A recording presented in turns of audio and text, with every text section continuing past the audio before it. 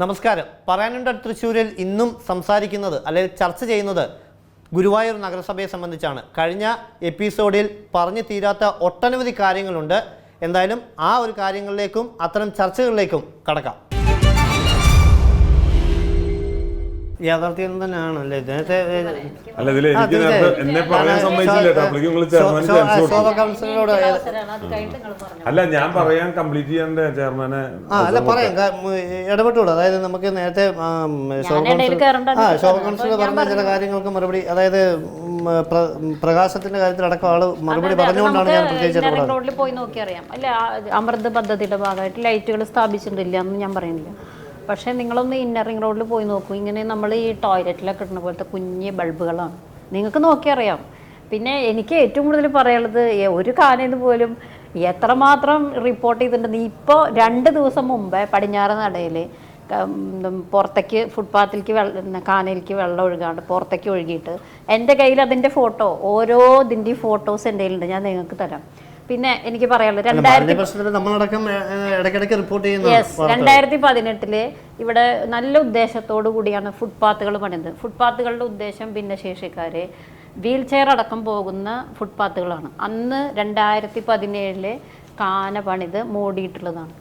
ഇന്ന് വരെ ഇപ്പോൾ 2025 ആ കാനകളൊന്ന് തുറന്നു നോക്കാൻ നഗരസഭയ്ക്ക് സാധിച്ചിട്ടില്ല. ഇത് തുറക്കാനുള്ള സംവിധാനമുണ്ട്, പക്ഷേ ഇന്ന് വരെ അതിൻ്റെ ഉള്ളിൽ എന്താ നടക്കണേ തുറന്നു നോക്കാൻ സാധിച്ചില്ല. ഇതിൻ്റെ ഉള്ളിൽ മലിനജലം തന്നെയാണ് ഒഴുകണത്. ഇപ്പോൾ അഴുക്കുചാൽ പദ്ധതി പറഞ്ഞു 20 കോടിയാണ് അഴുക്കുചാൽ പദ്ധതിക്ക് മാറ്റിവെച്ചത്.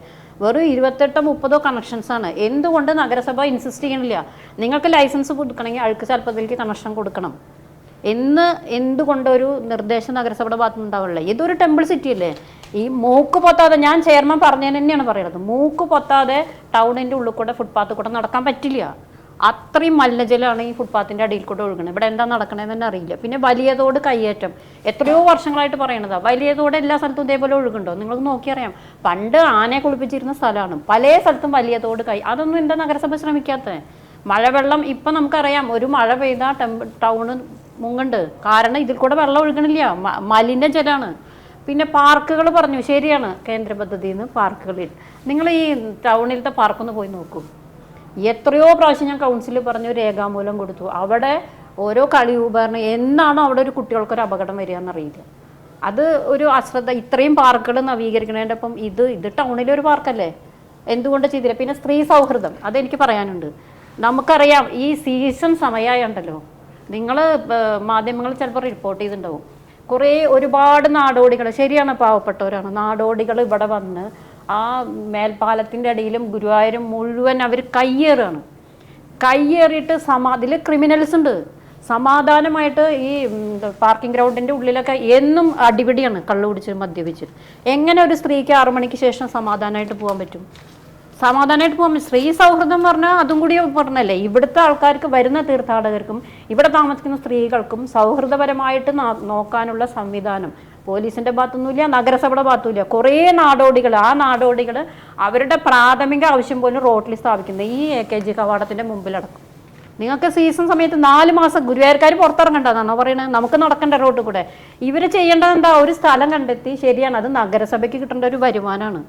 എത്രയോ പേര് ലൈസൻസ് എടുത്ത് ഇവിടെ കച്ചവടം ചെയ്യുന്നു. അതേസമയം ഇവരൊന്നും ഇല്ലാണ്ട ലക്ഷങ്ങൾ, ശരിയാണ്, പാവപ്പെട്ടവരാണ്, വേണ്ടെന്നൊന്നും പറയില്ല, പാവപ്പെട്ടവർ. അവർക്കൊരു ചെറിയൊരു ഫീസ് വെച്ച് ഒരു സ്ഥലം കണ്ടെത്തി അവർക്കതൊരു സ്ട്രീറ്റ് പോലെ ആക്കിയാൽ നമുക്ക് എത്ര നന്ന്. അപ്പോൾ ആ സീസൺ സമയത്ത് ആൾക്കാർക്ക് അവിടെ പോയി സാധനങ്ങൾ വാങ്ങാം, ഇവരെ പ്രൊട്ടക്റ്റ് ചെയ്യാം. അതൊന്നുമല്ല, ഇവിടുത്തെ റോഡ് മുഴുവൻ ഇവർ കയ്യേറിക്കുകയാണ്. ഫുട്പാത്ത്, ഏത് ഫുട്പാത്ത് കൂടെയാണ് നന്നായി നടക്കാൻ പറ്റുക? കുറേ തെരുവിൽ കുറേ ആൾക്കാർ, അത് കള്ളുകൂടി, ബഹളം, അവരുടെ പ്രാഥമിക ആവശ്യങ്ങൾ മുഴുവൻ ഫുട്പാത്തിലാണ്, ഇന്നർ റിംഗ് റോഡിൽ. പിന്നെ കുറേ ആൾക്കാർ ഭക്ഷണം കൊടുന്ന് കുറേ ഭക്ഷണം അവിടെ. ഇത്തരത്തിലാണ് ഒരു തീർത്ഥാടന നഗരിയുടെ വികസനം ഇവർ ഉദ്ദേശിക്കുന്നത്. 25 വർഷം ഇവിടുത്തെ ജനങ്ങൾ 25 വർഷം ഇവർക്ക് കൊടുത്തു. ഈ 25 വർഷം കൊണ്ട് വികസനം ഉണ്ടാവിരിക്കില്ല എന്ന് ഞാൻ പറയില്ല. കാരണം കേന്ദ്രാവിഷ്കൃത പദ്ധതികളോടെ കിട്ടിയിട്ടുണ്ട്. ഇപ്പോൾ എനിക്ക് ചെയർമാനോട് ചോദിക്കാനുള്ള, കഴിഞ്ഞ ദിവസം ഒരു പത്രത്തിൽ കണ്ടെല്ലാം 3 മണിക്കൂറൊറ്റെടുത്ത് കൗൺസിൽ ചർച്ച ചെയ്തു.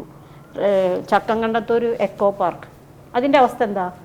എന്തുകൊണ്ട് അതൊന്നും നടപ്പാക്കാൻ സംസ്ഥാന ഗവൺമെൻറ് ഇത്രയും കാലമായിട്ട് ഇവിടെ ഭരിക്കുന്നു? തീർത്ഥാടന നഗരിക്ക് നല്ലൊരു പാക്കേജ് അല്ലെങ്കിൽ ഒരു ടൂറിസം എത്രയോ സമയമെടുത്ത് ചർച്ച ചെയ്ത് സമർപ്പിച്ചതാണ്. അത് ഇപ്പോഴും ഫയലിൽ ഉറങ്ങുകയാണ്. എന്തുകൊണ്ട്? അതാ ഞാൻ പറഞ്ഞത്, അതാണ് ഇവരുടെ പരാജയം. ഇതൊരു തീർത്ഥാടന നഗരിയാകുമ്പോൾ ഇവിടെ ചോദിക്കുന്നൊക്കെ കിട്ടുന്ന ഒരു അവസ്ഥയാണ്. ഒരു നിയന്ത്രിക്കാൻ ഒരു പോലീസ് ഇല്ല.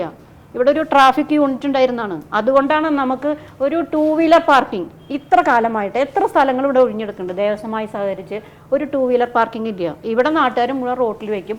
അത് കഴിഞ്ഞപ്പോൾ അവർക്കൊക്കെ പിഴ ഈടാക്കുന്ന ഒരു അവസ്ഥയാണ്. ഇതൊന്നും നടപ്പാം. പിന്നെ നമുക്ക് ശ്രദ്ധിച്ചറിയാം, കേബിളുകൾ, എല്ലാ കേബിളും ഇങ്ങനെ നിലത്തിപ്പോൾ കഴിഞ്ഞ ദിവസം ഞാൻ ഇലക്ട്രിസിറ്റിയിൽ റിപ്പോർട്ട് ചെയ്തു. ഇതൊരു സ്കൂളാണ്. ആ സ്കൂളിൻ്റെ അവിടെ ഇതൊക്കെ നല്ല ഭംഗിയായിട്ട് നല്ല പ്രോജക്റ്റ് ഉണ്ടായിരിക്കും കേന്ദ്ര ഗവൺമെൻറ്. അതൊക്കെ കണ്ടുപിടിച്ച് അവർ സമർപ്പിക്കണം. നല്ല ഭംഗിയായിട്ട് ഒരു തീർത്ഥാടന നഗരിയല്ലേ, അതിൻ്റെ ഭംഗിയിൽ അണ്ടർഗ്രൗണ്ട് കേബിളാക്കി അങ്ങനെയൊക്കെ ഇനി എന്ന് ഇവർ ചിന്തിക്കും. 25 വർഷം ഈ വികസനത്തിനൊക്കെ ധാരാളമാണ് ഇത്തരം കാര്യങ്ങൾ ചെയ്യാൻ. കുറേ കാര്യങ്ങൾ ചെയ്യുന്നുണ്ടെന്ന് ചെയർമാൻ പറയുന്നു. അതിൽ കുറേ പാളിച്ചകൾ ഉണ്ടെങ്കിലും ചെയ്യാൻ ശ്രമിച്ചിട്ടുണ്ടാവുമായിരിക്കാം, ഇല്ല എന്ന് ഞാൻ പറയില്ല. പക്ഷെ ഇത് പോരാ. ഗുരുവായൂർ ടെമ്പിൾ സിറ്റിയാണ്. ആ ടെമ്പിൾ സിറ്റിക്ക് അനുസരിച്ച് ഇനി വേറൊരു കാര്യം ഞാൻ പറയാം. എല്ലാ പ്രാവശ്യവും ഞാൻ പറയുന്നതാണ്, 2006-05 തൊട്ട് ഞങ്ങൾ പറയുന്ന ഒരു കാര്യമാണ്. ഇവിടെ നഗരം വീർപ്പുമുട്ടുന്നൊരവസ്ഥയാണ്. ഇതൊരു ഫ്ലാറ്റ് നഗരമൊന്നുമല്ല, ഒരു തീർത്ഥാടന നഗരത്തിൻ്റെ ഒരു പരിഭാവനത വേണം. നിങ്ങൾ ശ്രദ്ധിച്ച് നോക്കും, ഒരു 2-3 സെൻറ്റ് സ്ഥലം ഉണ്ടെങ്കിൽ അതിൽ മുഴുവൻ ഇവിടെ ലോഡ്ജാണ്. അതിനൊരു മാലിന്യ സംസ്കരണ സംവിധാനം ഇല്ല, വെള്ളം ഒഴുകാനുള്ള സ്ഥലമില്ല. എന്നിട്ട് അവിടെ അങ്ങോട്ട് ബിൽഡിംഗ് പൊന്തി ലൈസൻസ് എടുക്കണം. നഗരസഭയെ സംബന്ധിച്ച് ലൈസൻസ് അപേക്ഷിച്ചാൽ കൊടുക്കേണ്ടി വരും. പക്ഷേ എല്ലാ കെട്ടിട നിർമ്മാണ ചട്ടങ്ങളെല്ലാം ലംഘിച്ചിട്ട് ബിൽഡിങ്ങുകൾ വരികയാണ്.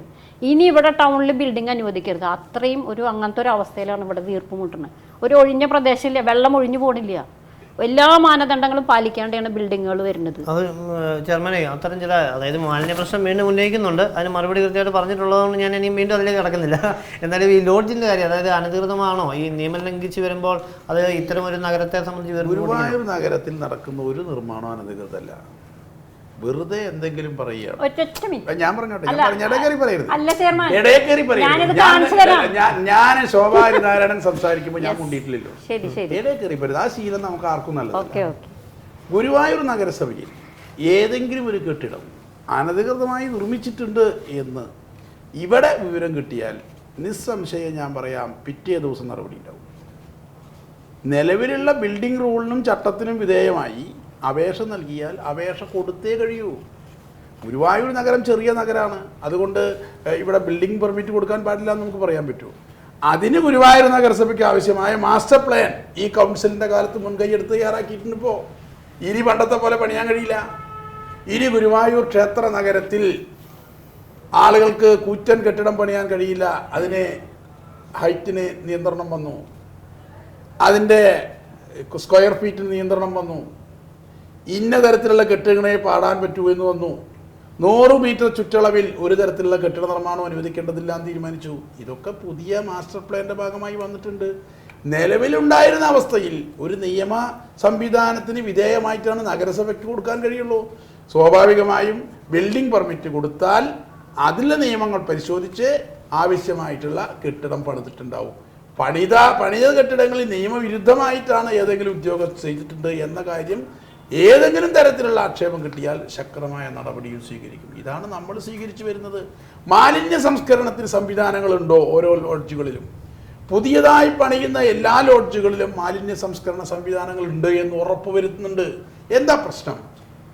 ഗുരുവായൂരിലെ മിക്കവാറും ലോഡ്ജുകൾ അല്ലെങ്കിൽ പഴയ ഒരുപാട് ലോഡ്ജുകളുണ്ട്. ആ ലോഡ്ജുകൾ പണിയുന്നത് 976-ലും 80-നും ഇടയിലാണ്.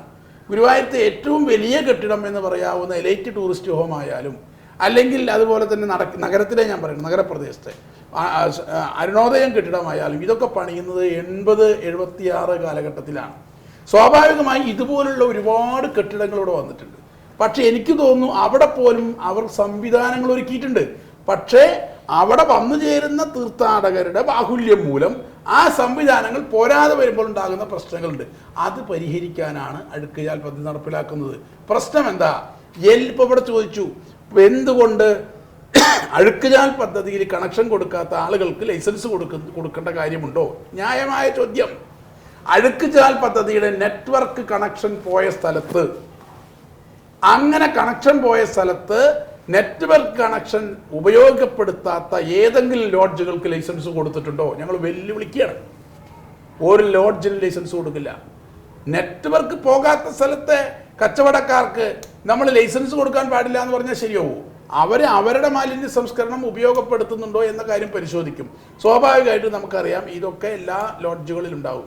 പക്ഷേ അതിൻ്റെ അളവ് കൂടുമ്പോൾ അതിൻ്റെ പ്രശ്നങ്ങൾ ഉണ്ടാവും. അതിന് ശാശ്വതമായ പരിഹാരം പൂർണ്ണമായ STP, പൂർണ്ണമായ സീവേജ് ട്രീറ്റ്മെൻറ്റ് പ്ലാന്റ് എല്ലാ മേഖലയിലേക്കും എത്തിക്കുക, കക്കൂസ് മാലിന്യം സംസ്കരിക്കാനുള്ള സംവിധാനം ഒരുക്കുക എന്നത് മാത്രമാണ്. അതിൻ്റെ പ്രവർത്തനങ്ങൾ തന്നെയാണ് ഈ നഗരസഭ നടത്തുന്നത്. അപ്പോൾ മാലിന്യ സംസ്കരണത്തിൻ്റെ കാര്യം പിന്നെ നഗരത്തിൽ നടന്നാൽ മൂക്കുപൊത്താതെ നടക്കില്ല എന്ന് പറഞ്ഞാൽ അത് ശോഭാ ഹരിനാരായണൻ അല്ലാതെ ഗുരുവായൂർ നിവാസികൾ ഒരാളും പറയില്ല.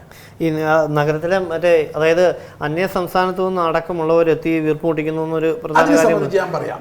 നമുക്ക് അതിന് പ്രശ്നം എവിടെ കിടക്കുന്നത്? ഈ അന്യ സംസ്ഥാനത്ത് നിന്ന് വരുന്ന ആളുകളുണ്ട്, നാടോടികളിൽ നമുക്ക് പൊതുവിൽ അവരെ പറയാം. അവരുടെ ജീവിതവും സംസ്കാരവും എന്താ?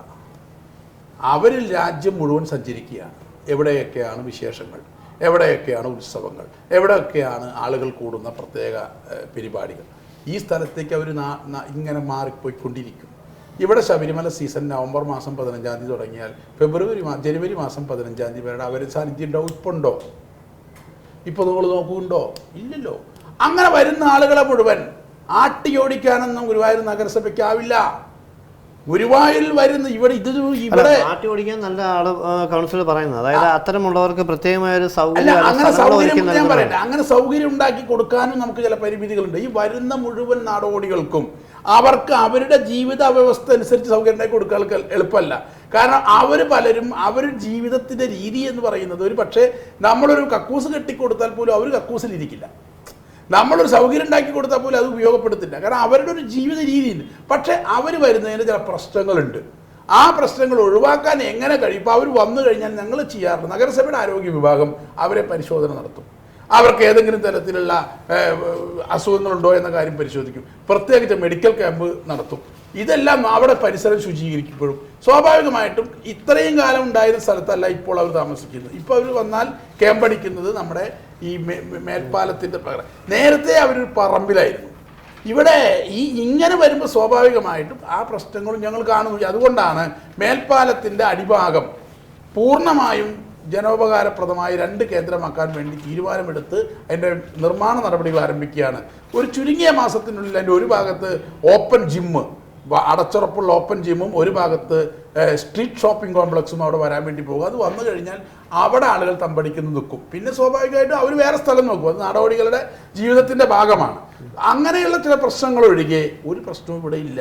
സ്വാഭാവികമായി ഈ വരുന്ന കൂട്ടത്തിൽ ക്രിമിനലുകൾ ഉണ്ടാവാം.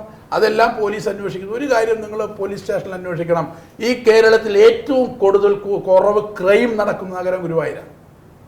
ഇവിടെ പോലീസിൻ്റെ എണ്ണത്തിൽ കുറവുള്ളതിനെക്കുറിച്ച് പറഞ്ഞു. സ്വാഭാവികമായിട്ടും ഞങ്ങൾക്കും അക്കാര്യത്തിൽ ചില അഭിപ്രായങ്ങളുണ്ട്, എണ്ണം കൂട്ടണമെന്ന അഭിപ്രായമൊക്കെ ഉണ്ട്. പക്ഷേ പോലീസിൻ്റെ നിലപാടനുസരിച്ച് എങ്ങനെയാണ് പോലീസിൻ്റെ എണ്ണത്തിൽ കൂടുതൽ വരിക?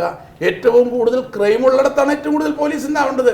ഈ കേരളത്തിലെ പോലീസിൻ്റെ ക്രൈം പരിശോധിച്ചാൽ ഏറ്റവും കുറഞ്ഞ ക്രൈം നടക്കുന്ന ക്ഷേത്ര നഗരമാണ്, ക്ഷേത്ര പോലീസ് സ്റ്റേഷനാണ് ഗുരുവായൂർ ടെമ്പിൾ സ്റ്റേഷൻ. അതിൻ്റെ കാരണം ഗുരുവായൂരിലെ ജനങ്ങളിൽ അങ്ങനെ ഒരു ക്രിമിനൽ വാസന ഇല്ല. വന്നു പോകുന്ന ആളുകൾ ഉണ്ടാവാം, മനുഷ്യരല്ലേ. അതാത് സമയത്ത് കണ്ടെത്തി ആവശ്യമായ നടപടി സ്വീകരിക്കുക. പോലീസൊക്കെ നിതാന്ത ജാഗ്രതയിൽ തന്നെയാണ്. ഗുരുവായൂരിൽ ഈ 2 മാസക്കാലം ശബരിമല സീസൺ കാലത്ത് ഒരു പ്രശ്നവുമില്ലാതെ പോയതൊക്കെ പോലീസിൻ്റെയും നഗരസഭയുടെയും ദേവസ്വത്തിൻ്റെയും ഒക്കെ ഇടപെടലിൻ്റെ ഭാഗമായിട്ടാണ്. തീർച്ചയായിട്ടും അത് ഭംഗിയായി തന്നെ പോകുന്നുണ്ട്. പിന്നെ ഫുട്പാത്തുകൾ പൊക്കി നോക്കാൻ കഴിയില്ല. ഫുട്പാത്ത് എങ്ങനെ ഇടയ്ക്കിടയ്ക്ക് പൊക്കി നോക്കാൻ കഴിയില്ല. മാത്രമല്ല അങ്ങനെ പൊക്കി നോക്കിക്കൊണ്ട് മാത്രം കണ്ടുപിടിക്കാൻ കഴിയുന്ന ഒരു സാധനമല്ല. ഞങ്ങൾ ആലോചിക്കുന്നുണ്ട്, ഇപ്പോൾ നമ്മൾ ഈ ഫുട്പാത്ത് പണിയുന്നതിന് മുമ്പ് തുറന്നു കിടന്നിരുന്ന കാന, അതിൻ്റെ മുകളിലാണല്ലോ ഫുട്പാത്ത് പണിത് മനോഹരമാക്കിയത്. അതിനു മുമ്പ് എല്ലാ ലോഡ്ജുകളിൽ നിന്നും സ്ഥാപനങ്ങളിൽ നിന്നും പൈപ്പ് കണക്ഷൻ ഉണ്ടതൊക്കെ മൂടിയതാണ്, കോൺക്രീറ്റ് വെച്ച് അടച്ചതാണ്. അതിനുശേഷമാണ് ആ ഫുട്പാത്ത് പണിത്. സ്വാഭാവികമായിട്ടും ഇത് പണിതതിന് ശേഷം അടിയിൽ കൂടെ എന്തെങ്കിലും തുറന്നിട്ടുണ്ടോ എന്ന ആക്ഷേപം കിട്ടിയാൽ ഈ പറയുന്ന ബഹുമാനിയായ കൗൺസിലർ പറഞ്ഞ പടിഞ്ഞാറ് നടയിൽ തന്നെ ഒരാക്ഷേപം കിട്ടിയപ്പോൾ ഒരു ദയയും കൊടുക്കാതെ നടപടി സ്വീകരിച്ച് അവിടെ ചെലവഴിക്കേണ്ടി വന്ന പണം, അതിൻ്റെ ഇരട്ടി പണം ഉടമയിൽ നിന്ന് ഈടാക്കി ശിക്ഷിച്ച ഒരു നഗരസഭയാണ് ഗുരുവായൂർ. നമ്മുടെ ശ്രദ്ധയിൽപ്പെട്ടാൽ മാലിന്യ സംസ്കരണത്തിൻ്റെ കാര്യത്തിൽ ഒരു വിട്ടുവീഴ്ചയും ചെയ്യാറില്ല. മാലിന്യം കത്തിക്കുന്നത് കണ്ടാൽ ശക്തമായ നടപടി. സ്വാഭാവികമായും അതിൻ്റെ എല്ലാം ഭാഗമായിട്ട് തന്നെയാണ് മാലിന്യത്തിനാൾ. അപ്പോൾ ഒന്നും ചെയ്തിട്ടില്ല എന്ന് പറയണത് അവരുടെ ഒരു താല്പര്യത്തിൻ്റെ ഭാഗമായിട്ടാണ്, അല്ലാണ്ട് വസ്തുതയുമായി ഒരു ബന്ധമുള്ള കാര്യമല്ല. എനിക്കൊന്ന് ഒരുവിധം മറുപടി എനിക്ക് എന്തോ പ്രതിപക്ഷ നേതാവിന് എന്തോ ഒന്ന് പറയാനുള്ളത്. അല്ല എനിക്ക് എന്റെ സമയം മുഴുവൻ നിങ്ങള് അല്ല ഇനി സമയം നോക്കട്ടെ, ഇടപെടാനുള്ളത് ഇടപെടാം. ഒരു പദ്ധതി അത് എവിടെയെന്ന് ചെയർമാൻ പറയാം. പറഞ്ഞോളൂ. നമുക്ക് എന്തായാലും ഇവിടെ ഗുരുവായൂർ ഞാൻ നേരത്തെ വലിയതോടിന്റെ കാര്യമാണ് പറഞ്ഞു വന്നത്. അതുമായി ബന്ധപ്പെട്ട് കണ്ടിന്യൂസ് ആയിട്ട് ഒരുപാട് കാര്യങ്ങൾ പറയാനുണ്ട്. ചെയർമാൻ ഇടയ്ക്കിടയ്ക്ക് പറയുന്നുണ്ട് ആർജവമുള്ള, അതിന്റെ ഇച്ഛാശക്തിയുള്ള.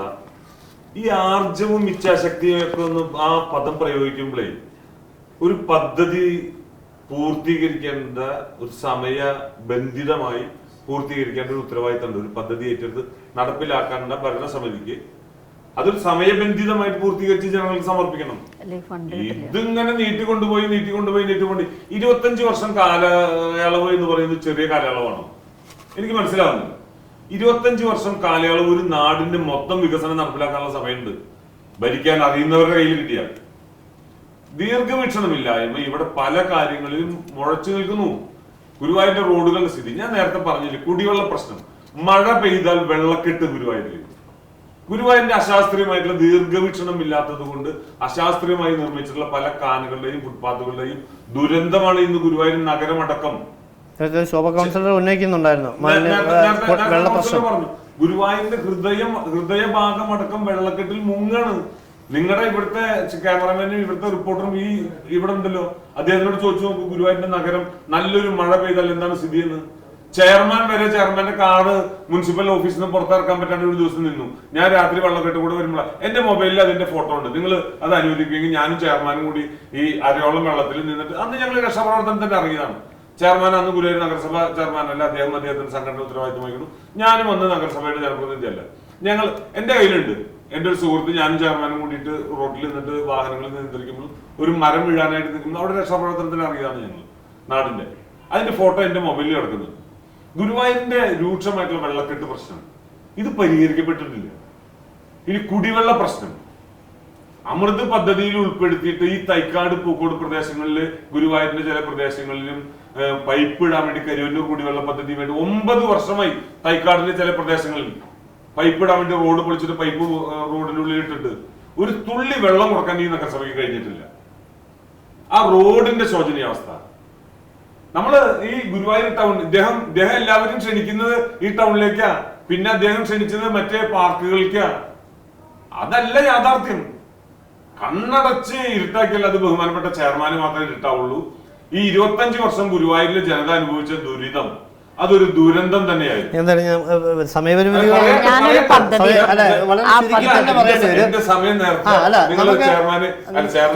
3 മണിക്കൂർ കൗൺസിൽ ചർച്ച ചെയ്ത് രണ്ട് മൂന്ന് കാര്യങ്ങൾ പ്രതിപക്ഷ നേതാവ് പറഞ്ഞ 2-3 കാര്യങ്ങൾ മറുപടി വേഗം നമുക്ക് സമയപരിമിതി ഉള്ളതുകൊണ്ടാണ്. അതായത് കുടിവെള്ള പ്രശ്നം എന്ന് പറഞ്ഞു, ഒപ്പം തന്നെ വെള്ളക്കെട്ടിന് രണ്ടുപേരും പറഞ്ഞു, വെള്ളക്കെട്ടിന് നേരത്തെ കൗൺസിലർ ഉന്നയിക്കുന്നുണ്ടായിരുന്നു. പിന്നെ ഈ പറഞ്ഞ പോലെ തന്നെ മാലിന്യത്തിന്റെ കാര്യത്തിൽ തന്നെ കുടിവെള്ള പദ്ധതി എത്താത്തതും ഒക്കെ തന്നെ വീണ്ടും ഉന്നയിക്കപ്പെടുകയാണ്.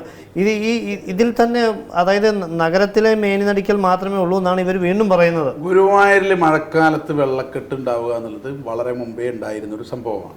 അത് പരിഹരിക്കപ്പെടുന്നില്ല എന്നുള്ളതാണ് ഞാൻ പറയുന്നത്. അതിന്റെ ഭാഗമായി എല്ലാ വർഷവും വലിയ തോതിൽ മണ്ണ് നീക്കം ചെയ്യാറുണ്ടായിരുന്നു. ദൗർഭാഗ്യകരമെന്ന് പറയട്ടെ, ആദ്യം ഈ നഗരസഭയിൽ അധികാരത്തിൽ വന്ന കൗൺസിൽ ഒരിക്കലും ചെയ്യാൻ പാടില്ലാത്തൊരു ദുരന്തം ഈ നാടിനോട് ചെയ്തു. അത് വലിയ തോടിൻ്റെ അടിഭാഗം കോൺക്രീറ്റ് ചെയ്തു എന്നുള്ളതാണ്.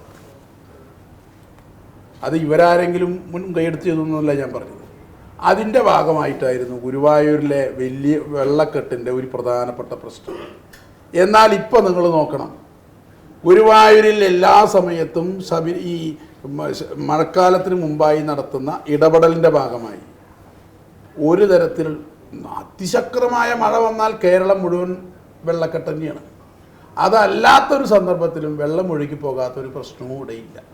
ഉദയൻ ഞാനും നേരത്തെ ഫോട്ടോ എടുത്ത് വെച്ചു എന്ന് പറയുന്ന കാലം എന്ന് പറയുന്നത് നേരത്തെ പ്രളയമുണ്ടായ കാലമാണ്. കേരളം മുഴുവൻ മുങ്ങിത്താന്നൊരു കാലമാണ്. സ്വാഭാവികമായി ആ കാലത്ത് എത്ര വലിയ കാനം പെടുത്താലും വെള്ളക്കെട്ടുണ്ടാവും. അല്ലാത്തൊരു സാധാരണ സാഹചര്യത്തിൽ വെള്ളക്കെട്ടുണ്ടാവുന്ന ഒരു സ്ഥിതിയും ഈ ഗുരുവായൂർ പ്രദേശത്തില്ല.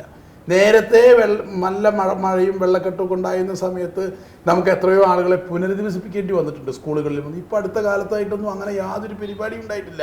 അപ്പം ആ പറയുന്നതിലൊന്നും യാതൊരു കാര്യവുമില്ല. ഗുരുവായൂർ നഗരസഭയെ സംബന്ധിച്ചിടത്തോളം ഈ വെള്ളക്കെട്ട് ഒഴിവാക്കുന്നതിനും ആവശ്യമായിട്ടുള്ള നടപടികൾ സ്വീകരിച്ച് തന്നെയാണ് നിൽക്കുന്നത്. പിന്നെ റോഡിന്റെ കാര്യം, ഗുരുവായൂർ നഗരത്തിലെ എല്ലാ റോഡുകളും സഞ്ചാരയോഗ്യമായ റോഡാണ്. സ്വാഭാവികമായും അതിൻ്റെ മെയിൻ്റെനൻസ് പ്രവർത്തനങ്ങൾ ഉണ്ടാവും. ആ പ്രവർത്തനങ്ങളിൽ എന്തെങ്കിലും പരിമിതികൾ ഉണ്ടായിട്ടുണ്ടോ എന്നുള്ളത് അതാത് പ്രദേശത്ത് പരിശോധിക്കപ്പെടേണ്ട കാര്യമാണ്. പൊതുവിലെടുത്താൽ നിങ്ങൾ നോക്കൂ, ഗുരുവായൂരത്തെ ഔട്ടർ റിംഗ് റോഡും ഇന്നർ റിംഗ് റോഡും നേരത്തെ വളരെ മോശമായി കിടന്നിരുന്നതാണ്. ഏറ്റവും നല്ല യോഗം BMBSC ടാർ ചെയ്തിട്ടുള്ള ഏറ്റവും നല്ല റോഡ്. ഇവിടെ ആരും പറയാത്തൊരു കാര്യം ഞാൻ നിങ്ങളുടെ മുമ്പിൽ പറയുക, ഗുരുവായൂരിൽ ഏറ്റവും പ്രധാനപ്പെട്ട ഒരു വികസനം നടന്ന കാലമാണിത്. എന്താ വികസനം? ഈ ഗുരുവായൂരിൽ ഏറ്റവും പ്രധാനപ്പെട്ട റോഡ് ഏതാ? തൃശ്ശൂർ ഗുരുവായൂർ റോഡ് അല്ലേ? 1994 ഗുരുവായൂർ റെയിൽവേ വരുന്നത്. 94 ബഹുമാനപ്പെട്ട ഉദയനൊക്കെ അവകാശപ്പെടുന്നത് പോലെ അദ്ദേഹത്തിൻ്റെ നേതാവായ ശ്രീമാൻ K. കരുണാകരൻ കേന്ദ്രമന്ത്രി ആയിരുന്ന കാലത്താണ് അതിന് മുൻകൈ എടുത്ത്. ശരിയായിരിക്കാം, അല്ലായിരിക്കും, എനിക്കറിയില്ല. ഞാൻ പറയുന്നത് ഞാൻ പറയട്ടെ അതിന് ഭിന്നാഭിപ്രായങ്ങളുണ്ട്. അതുകൊണ്ട് പറഞ്ഞു ആ റെയിൽവേ കൊണ്ടുവന്നു. ഞാനും വികസനം ഒരാൾ കൊണ്ടുവന്ന എതിര് പറയുന്ന ആളല്ല. ആ റെയിൽവേ വന്ന കാലം മുതൽ യഥാർത്ഥത്തിൽ നിങ്ങൾ ഒരു കാര്യം കൂടി ശ്രദ്ധിക്കണം. ഗുരുവായൂർ പഴയൊരു മാസ്റ്റർ പ്ലാൻ നിലവിലുണ്ടായിരുന്നു. 1964 ഉണ്ടാക്കിയ ഒരു പ്ലാൻ. ആ പ്ലാൻ അനുസരിച്ച് ഗുരുവായൂർ റെയിൽവേ സ്റ്റേഷൻ ഉണ്ടാവേണ്ട സ്ഥലം എന്ന് പറയുന്നത് മാണിക്കത്ത് പടിയാണ്. എന്നാൽ ഗുരുവായൂർ റെയിൽവേ സ്റ്റേഷൻ വന്നതാവട്ടെ റോഡിൻ്റെ വടക്കേ ഭാഗത്താണ്, ഈ ഭാഗത്താണ്. മാണിക്കത്ത് പടിയിലായിരുന്നു റെയിൽവേ സ്റ്റേഷനുമെങ്കിൽ ഈ റെയിൽവേ വടക്കോട്ട് മുട്ടാത്തിടത്തോളം കാലം ഒരു ഗതാഗത പ്രശ്നം ഉണ്ടായിരുന്നില്ല. പക്ഷെ ഇവിടെയാണ് വന്നത് എന്നതുകൊണ്ട് തൃശ്ശൂർ ഗുരുവായൂർ റോഡ് ഏത് സമയത്തും ട്രാഫിക് ബ്ലോക്ക് ആയിരുന്നു. ട്രെയിനുകളുടെ എണ്ണം കൂടി വരുന്നതനുസരിച്ച് ബ്ലോക്ക്, ട്രെയിനുകളില്ലാത്ത സമയത്ത് റിപ്പയറിങ്ങിൻ്റെ ബ്ലോക്ക്, അതിൻ്റെ ചില സമയത്ത് അതിൻ്റെ ഈ ബാരിക്കേഡ് വീണ് അത് പണിമുടക്കിയതിൻ്റെ ബ്ലോക്ക്, ഇങ്ങനെ നട്ടം തിരിഞ്ഞൊരു ജനത. 1994 മുതൽ 2004, 2014, 30 കൊല്ലം നിരന്തരമായി ഞങ്ങളെല്ലാവരും ആവശ്യപ്പെട്ടതാണ് ഗുരുവായൂർ മേൽപ്പാലം വേണം. കഴിഞ്ഞ ഗവൺമെൻറ്റിൻ്റെ കാലത്ത്, UDF ഗവൺമെൻറ്റിൻ്റെ കാലത്ത് ആലോചന നടന്നു. അവസാനം ഒരു തീരുമാനത്തിലെത്തി, മേൽപ്പാലം പണിയുന്നതിനെ കുറിച്ച് ആലോചിക്കാം, പക്ഷേ ടോൾ പിരിക്കും. ഇതൊക്കെ ഇവിടെ രേഖ വെച്ച് പറയണതാ. ഈ ഗവൺമെൻറ് വന്നു, അന്നത്തെ ഗുരുവായൂരിൻ്റെ MLA ഗുരുവായൂരിലെ ഈ പ്രശ്നം കേരളത്തിൻ്റെ മുഖ്യമന്ത്രി ശ്രദ്ധപ്പെടുത്തി പറഞ്ഞു, ഒരു ടോൾ പിരിവുമില്ല, ഈ ഗവൺമെന്റിന്റെ കാലത്ത് തന്നെ ആ പണി പൂർത്തിയാക്കും. അങ്ങനെയാണ് പൂർണ്ണമായ പണം, കേരളം ചെയ്യേണ്ട പണം, കേരളം എടുക്കേണ്ട പണം പൂർണ്ണമായും എടുത്ത് ഗുരുവായൂർ റെയിൽവേ മേൽപ്പാലം യാഥാർത്ഥ്യമാക്കിയത്. ആ റെയിൽവേ മേൽപ്പാലത്തിന്റെ തലേ ദിവസം, ആ റെയിൽവേ മേൽപ്പാലത്തിന്റെ ഉദ്ഘാടന ദിവസം ഈ ഗുരുവായൂർ കണ്ടതിൽ വെച്ച് ഏറ്റവും വലിയ ബഹുജന ഒരു സംഗമം നടന്നു. ഇളകി മറിഞ്ഞ് ആർത്തെത്തി ഗുരുവായൂരിലെ ജനങ്ങൾ. കാരണം അവരൊരിക്കലും പ്രതീക്ഷിച്ചിട്ടില്ല ഈ റെയിൽവേ മേൽപ്പാലം ഉണ്ടാവുന്നത്. ഒരു സംസ്ഥാന ഗവൺമെന്റിന്റെ ഇച്ഛാശക്തി, ഒരു തദ്ദേശ സ്വയംഭരണ സ്ഥാനത്തിന്റെ ഇടപെടൽ, അതിന്റെ ഭാഗമായിട്ടാണ് ഗുരുവായൂർ റെയിൽവേ മേൽപ്പാലം ഉണ്ടായത്. ഒരു കാര്യം കൂടി പറഞ്ഞ് അവസാനിപ്പിക്കാം. ഈ ഗുരുവായൂർ റെയിൽവേ മേൽപ്പാലം പണിയുന്നതിനോടൊപ്പം 11 റെയിൽവേ മേൽപ്പാലങ്ങൾ പണിയാൻ കേരളത്തിലെ റെയിൽവേയും ഗവൺമെന്റും തീരുമാനിച്ചിരുന്നു. പൂർത്തിയായത് ഗുരുവായൂർ മാത്രമാണ്. ഗുരുവായൂരിൻ്റെ ഇപ്പോഴത്തെ MLA അതിന് വളരെ നിർണായകമായ നേതൃത്വം നൽകി. എല്ലാ മാസവും അതിൻ്റെ യോഗം വിളിച്ചു ചേർത്ത് കുറവുകൾ പരിഹരിച്ച് അങ്ങനെ യാഥാർത്ഥ്യമാക്കിയെടുത്തതാണ് ഗുരുവായൂർ ഇരക്കുചാൽ പദ്ധതിയായാലും ഗുരുവായൂർ മേൽപ്പാലമായാലും ഈ ഗുരുവായൂരിൻ്റെ വികസനത്തിന് ഉതകുന്ന ഈ 2 പ്രധാന പദ്ധതി നടപ്പിലാക്കിയ ഒരു കാലമാണ്. അതുകൊണ്ട് ഗുരുവായൂരിൽ വികസനം ഉണ്ടായില്ല എന്ന് പറയുന്നത് കണ്ണടച്ചിരുട്ടാക്കുന്നത്. എത്തിയില്ല എന്ന് പറയുന്നില്ല, പക്ഷെ എത്തിയെന്ന് അവർ സമ്മതിക്കുമ്പോൾ പോലും 25 വർഷം കൊണ്ടുണ്ടാകേണ്ട വികസനങ്ങളാണോ ഇതെന്നാണ് അവർ ചോദിക്കുന്നത്.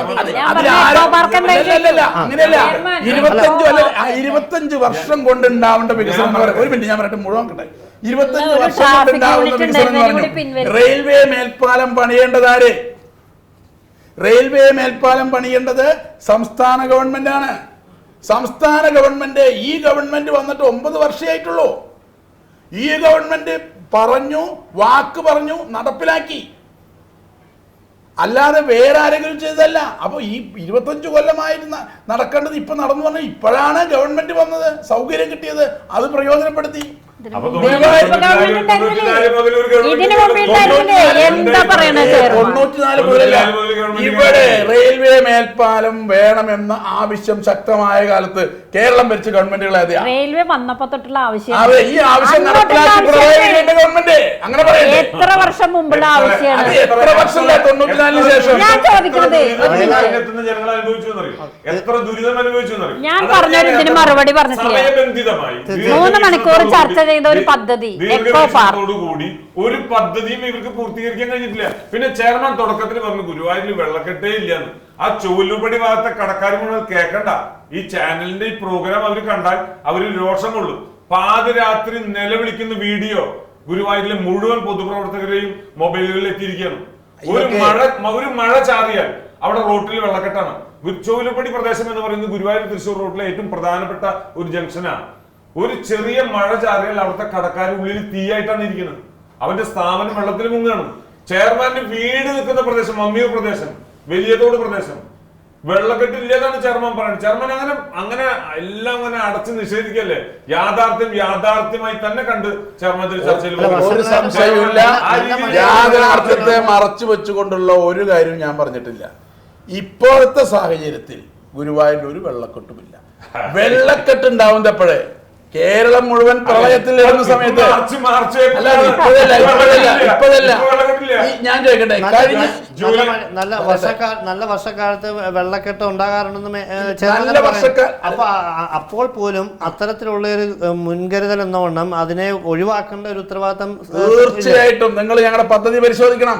ഗുരുവായൂർ നഗരസഭയുടെ വാർഷിക പദ്ധതിയിൽ ഒരു ഇനമാണ് മഴക്കാലത്തിന് മുമ്പ് ഗുരുവായൂരിലെ എല്ലാ തോടുകളും ക്ലീൻ ചെയ്യുക, മണ്ണെടുക്കുന്നിടത്ത് മണ്ണെടുക്കുക. അതെല്ലാം ചെയ്തതിന്റെ ഭാഗമായിട്ടാണ് ഗുരുവായൂരിൽ വെള്ളക്കെട്ട് ഒഴിവായത്.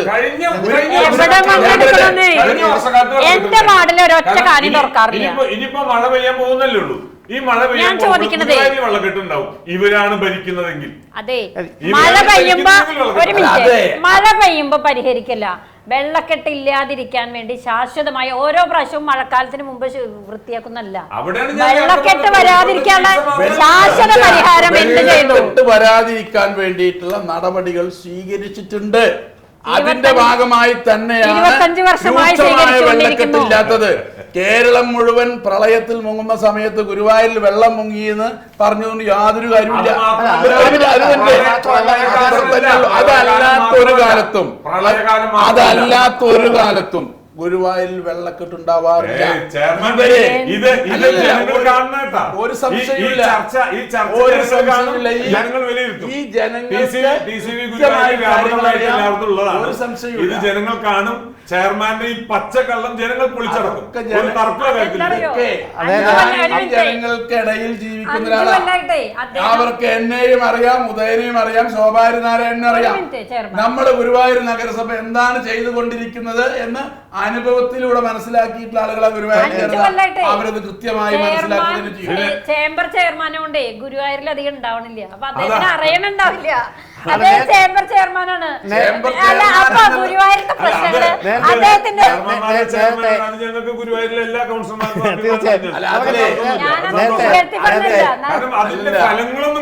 ഗുരുവായൂർ നഗരസഭയുടെ ചെയർമാൻ എന്നുള്ള നിലയിൽ എനിക്ക് കിട്ടിയ മറ്റൊരു ചുമതലയാണ് കേരളത്തിലെ നഗരസഭാ ചെയർമാൻമാരുടെ ചെയർമാൻ. ആ പദവിയോടും 100% നീതി കാണിക്കാൻ അതിന്റെ ഭാഗമായി പറയട്ടെ. അതൊരു നേട്ടം കൂടിയാണ്.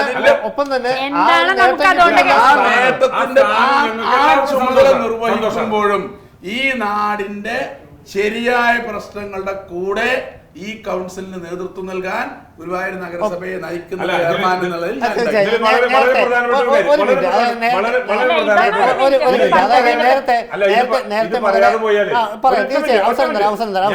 പറഞ്ഞു വന്ന കാര്യം പറയാതെ പോയാൽ ഗുരുവായൂരിലെ യുവജനങ്ങളോട് ചെയ്യുന്ന ഏറ്റവും വലിയൊരു കൊടും ചതിയും ക്രൂരതയുമായിരിക്കും. ഗുരുവായൂർ നഗരസഭയിലെ ഒരു കായിക താരങ്ങൾക്ക് പരിശീലനത്തിനില്ലാത്തൊരു നഗരസഭയാണ് ഗുരുവായൂർ നഗരസഭ. ഇവരുടെ ദീർഘവീക്ഷണമില്ലായ്മയുടെ ഈ എന്താ പറയാ ചില രക്തസാക്ഷിത്വം ഗുരുവായൂർ നഗരസഭയിൽ നിലനിൽക്കുന്നുണ്ട്. ഇപ്പോഴും ചെയ്തുകൊണ്ടിരിക്കുന്നത് ഇവരത് തന്നെയാണ്. Chavakkad higher secondary school, Guruvayur നഗരസഭയ്ക്ക് ഗവൺമെന്റ് ഹയർ സെക്കൻഡറി സ്കൂൾ സ്വന്തമായിട്ട് അധികാരമുള്ളൊരു നഗരസഭ കൂടിയാണ്. അവിടെ വലിയൊരു മൈതാനം ഉണ്ടായിരുന്നു. അവിടെ അമൃത് പദ്ധതി ചെലവഴിച്ച് അവിടെ ആ ഗ്രൗണ്ടിൽ ഒരു സ്റ്റേഡിയം വേണം. ഒരു കുട്ടിക്ക് ഉപകാരത്തിൽപ്പെടാത്ത രീതിയിൽ സ്റ്റേഡിയത്തെ ഒരു മാറ്റി. മറ്റൊരു അഭിമാന നേട്ടം എന്ന് ചെയർമാൻ അവകാശപ്പെട്ടുള്ള തൈക്കാട് പ്രദേശത്തുള്ള ഭഗത് സിംഗ് ഗ്രൗണ്ട് ഗുരുവായൂർ നഗരസഭയിലെ ഒരു വലിയ രീതിയിൽ കായിക മേഖലയ്ക്ക് വലിയ വികസനം കൊണ്ടുവരാൻ ഒരുപാടേറെ സാധ്യത ഉണ്ടായിരുന്ന ഒരു ഗ്രൗണ്ടും പ്രദേശമാണ് ഈ ഭഗത് സിംഗ് ഗ്രൗണ്ട്. അതിനങ്ങോട്ട് ശുഷ്കിച്ചു. ഇവര് പറയുന്ന പൂക്കോട് പ്രദേശത്തെ ഗ്രൗണ്ട്, ഇവിടെ നല്ലൊരു ഫുട്ബോൾ കോർട്ട് ഇല്ല. ഏതെങ്കിലും ഒരു കുട്ടികൾക്ക് ഒരു അത്ലറ്റിക്സ് പ്രാക്ടീസ് ചെയ്യണമെങ്കിൽ അതിനുള്ളൊരു സൗകര്യം ഈ ഗുരുവായൂർ നഗരസഭയുടെ കീഴിൽ ഒരു പ്രദേശത്തും ഇല്ല. ഉള്ളതിനെ കുറച്ചു എന്നാണ് പറയുന്നത്. ഇല്ലാതാക്കി കുറയ്ക്കല്ല. സ്കൂളിലത്തെ കുട്ടികൾക്ക് കായിക പരിശീലനം നടത്താൻ പറ്റാതെ ഒരു നഗരസഭ ഭരണം എത്തിച്ചെങ്കിൽ എത്രത്തോളം ക്രൂരത. ഉദയന്റെ എല്ലാ വർത്തമാനങ്ങളിലും ക്ഷീരമുള്ളോരകടിൻ ചുവട്ടിലും ചോര തന്നെ കൊതുകിന് കൗതുകം, അത്ര എടുത്താൽ മതി. ഗുരുവായൂർ നഗരസഭയുടെ higher secondary school Chavakkad higher secondary സ്കൂളിലെ ഗ്രൗണ്ട് ടർഫ് ഗ്രൗണ്ടാക്കി വിപുലപ്പെടുത്താൻ കഴിഞ്ഞ നഗരസഭാ കൗൺസിലാണ് തീരുമാനിച്ചത്. ഞാൻ മനസ്സിലാക്കിയിടത്തോളം ഏകകണ്ഠമായിട്ടാണ് ആ കൗൺസിൽ തീരുമാനിച്ചത്.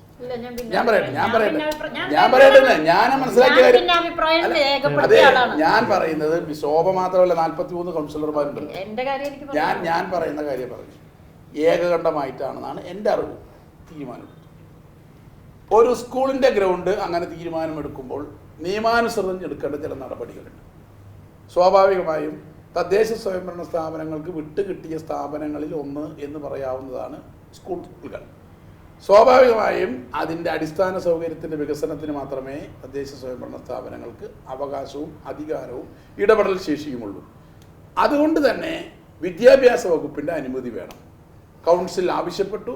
വിദ്യാഭ്യാസ വകുപ്പിൻ്റെ ഉത്തരവാദപ്പെട്ട ഉദ്യോഗസ്ഥന്മാർ അനുമതി കൊടുത്തതിൻ്റെ അടിസ്ഥാനത്തിലാണ് ഗുരുവായൂർ നഗരസഭയുടെ അമൃത് പദ്ധതിയിൽപ്പെടുത്തി ടർഫ് ഗ്രൗണ്ട് പണി പൂർത്തിയാക്കി അടുത്ത മാസം ഉദ്ഘാടനം ചെയ്യാൻ പോകുന്നത്. ഞാൻ മനസ്സിലാക്കിയിടത്തോളം 11s കളിക്കാൻ കഴിയാവുന്ന ഒരു ഫുട്ബോൾ ടൂർ. ഞാൻ ഫുട്ബോളിൻ്റെ കാര്യത്തിൽ ഒരു വലിയ വിവരമുള്ള ആളല്ല. ഉദയനാണെങ്കിൽ അക്കാര്യത്തിൽ കുറച്ച് അറിവുള്ള ആളുമാണ്. പക്ഷേ ഒരു കാര്യം ഞാൻ ചോദിച്ചപ്പോൾ എനിക്ക് മനസ്സിലാക്കാൻ കഴിഞ്ഞത് 11s ഫുട്ബോൾ കളിക്കാൻ കഴിയാവുന്ന മനോഹരമായ ഒരു ടർഫ് ഗ്രൗണ്ട് ചാവക്കാട് ഹൈസ്കൂളിൽ ഇപ്പോൾ പൂർത്തിയായി വരികയാണ്. സ്വാഭാവികമായി ഇവിടെ ഉന്നയിക്കപ്പെട്ടൊരു പ്രശ്നമുണ്ട്. അങ്ങനെ വന്നാൽ അത് ഫുട്ബോൾ കളിക്കാൻ മാത്രമാണ് കഴിയുക. അവിടുത്തെ കുട്ടികളുടെ കായിക പരിശീലനത്തിന് മറ്റു മാർഗം വേണം. തീർച്ചയായിട്ടും വളരെ ഗൗരവപ്പെട്ട രീതിയിൽ ആ കാര്യം ഈ കൗൺസിൽ ആലോചിക്കുന്നു. ആ സ്കൂളിലെ കുട്ടികൾക്ക് മറ്റ് കായിക പരിശീലനം നടത്താൻ ആവശ്യമായ ഒരു ഗ്രൗണ്ട് എങ്ങനെ ഉണ്ടാക്കിയെടുക്കാൻ കഴിയുമെന്ന കാര്യത്തിൽ ഈ കൗൺസിൽ അതിൻ്റെ കാലാവധി തീർക്കുന്നതിന് മുമ്പ് ഉചിതമായ തീരുമാനമെടുക്കും എന്നാണ് അതുമായി ബന്ധപ്പെട്ട് പറയാനുള്ളത്. ഇവിടെ പറഞ്ഞു ഭഗത് സിംഗ് ഗ്രൗണ്ട്, അവിടെ എല്ലാ ദിവസവും വൈകുന്നേരം നൂറുകണക്കിന് കുട്ടികൾ ഫുട്ബോൾ കളിക്കുന്നുണ്ട്, ക്രിക്കറ്റ് കളിക്കുന്നുണ്ട്, മറ്റ് കളികളിൽ ഏർപ്പെടുന്നുണ്ട്, കായികാധ്വാനം നടത്തി കായികമായ മത്സരങ്ങളിൽ വിനോദങ്ങളിൽ ഏർപ്പെട്ടുകൊണ്ടിരിക്കുന്നത്. ഇതൊന്നും മനുഷ്യ കുട്ടികളല്ലേ? ഈ ഭഗത് സിംഗ് ഗ്രൗണ്ട് പാടത്ത് കല്ലും കട്ടയും കിടന്നിരുന്നൊരു ഗ്രൗണ്ട് മനോഹരമായ പുല്ല് വിരിച്ച് മനോഹരമായ മൈതാനമാക്കി മാറ്റിയ ഗ്രൗണ്ട് അവിടെ ഉപയോഗിക്കാൻ പറ്റുന്നില്ല എന്നുള്ളത് ഞാൻ നേരത്തെ പറഞ്ഞ ആ ചോര തന്നെ കൗതുകം എന്നതുകൊണ്ട് മാത്രമാണ്. ഇവിടെ പണിത് ഭഗത് സിംഗ് ഗ്രൗണ്ട് ഈ വൈകുന്നേരം പോയി നോക്കണം. അവിടെ കളിക്കുകയാണ് ആളുകള്, എല്ലാ നിലയിലുമുള്ള കളി. ഫുട്ബോൾ കളിക്കുന്നു, ബാസ്കറ്റ് ബോൾ കളിക്കുന്നു, വോളിബോൾ കളിക്കുന്നു. ഇതൊന്നും പോരാതെ അവിടെ ഒരു ഇൻഡോർ സ്റ്റേഡിയം പണിതിട്ടിട്ടുണ്ട്. ഇതൊന്നും വികസനത്തിന്റെ ഭാഗമല്ല എന്ന് പറയുന്നത് എന്ത് ചെയ്താലും അതിലെ കരളെടുത്ത് കാണിച്ചാലും അത് ചെമ്പരത്തിപ്പൂവാണ് എന്ന് പറയുന്ന ഒരു മനോനിലയിലേക്ക് എന്റെ ബഹുമാന്യരായ സുഹൃത്തുക്കൾ എത്തിയാൽ എനിക്കതിലൊന്നും പറയാനില്ല.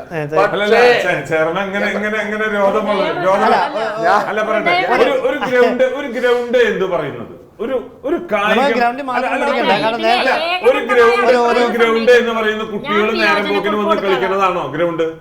ഇന്നത്തെ ഈ കാലഘട്ടത്തിന്റെ പ്രത്യേകത അവതാരകൻ അടിവരയിട്ട് ഓർക്കേണ്ടതാ. ഈ കാലഘട്ടം കേരളം മുഴുവൻ ഒറ്റക്കെട്ടായിട്ട് എന്തിനെ നേരിടാൻ നമ്മളൊക്കെ ഇരിക്കുന്നത്. ഞാനും ചെയർമാനും ശോഭ അടക്കമുള്ള കൗൺസിലർമാര് കഴിഞ്ഞ കൗൺസിലിൽ ഗുരുവായൂരിലും അതിന്റെ വലിയ പ്രവർത്തനങ്ങൾക്ക് തുടക്കം കുറിച്ചിട്ടിരിക്കുകയാണ്. മയക്കുമരുന്നിന്റെ പിടിയിൽ നിന്നും കുട്ടികളെ രക്ഷിക്കണം. എന്റെ അഭിപ്രായം, വിനീതമായ അഭിപ്രായം, ചെറിയ തോതിലെങ്കിലും കായിക മേഖലയിൽ ഇടപെട്ട ഒരു ചെറിയ ഒരു കായിക പ്രേമി, താരമെന്ന് ഞാൻ വിശേഷിപ്പിക്കുന്നില്ല, ഒരു കായിക പ്രേമി എന്ന നിലയ്ക്ക് കുട്ടികളെ ഗ്രൗണ്ടിലേക്ക് എത്തിക്കണം. ഒരു ചെറിയ ഗ്രൗണ്ട് ഉണ്ടാക്കിയിട്ട് അവിടെ നിങ്ങൾ കളിച്ചോ എന്ന് പറയുന്നതാണ് അതിന്റെ ആധികാരികത. ഇതേ ആ ആധികാരികത യാതൊരു സംശയവും ആ ആധികാരികതല്ല. ബഹുമാനപ്പെട്ട ഉദയൻ പറയുന്ന വാചകത്തോട് അവരെ ശാസ്ത്രീയമായി പഠിപ്പിക്കാനുള്ള സംവിധാനം ഉണ്ടാക്കണം. ചാവക്കാട് ഹൈസ്കൂൾ ഗ്രൗണ്ട് 11ന്റെ കോർട്ട് ഉണ്ട്, 100% ശരി. ഞാനടക്കം ബഹുമാനപ്പെട്ട ചെയർമാൻ പറഞ്ഞിട്ടാണ്, അവിടുത്തെ ഒരു സഹകരണ സംഘവുമായി സംസാരിച്ചിട്ടാണ് അവരുടെ സ്ഥലം വരെ നമുക്ക് സൗജന്യമായിട്ട് ഈ ഗ്രൗണ്ടിന്റെ വിപുലീകരണത്തിന് വേണ്ടിയിട്ട് വിട്ടുതരിച്ചിട്ടുള്ളത്. ചെയർമാൻ അതിൽ കാര്യമായിട്ടുള്ള ശ്രമം നടത്തിയിട്ടുണ്ട്, ഒരു തർക്കവും ആ കാര്യത്തില്ല. ഞാൻ അടിവരയിട്ട് അത് അംഗീകരിക്കുന്നു. അതോടൊപ്പം അവിടെ 11ന്റെ കോർട്ട് മാത്രമായിട്ടാണ് നിർത്തി. ഒരു കാണിക്ക് ഒരു എത്ര കോടി ചെലവാക്കിയെന്നുള്ള വളരെ എത്ര കോടി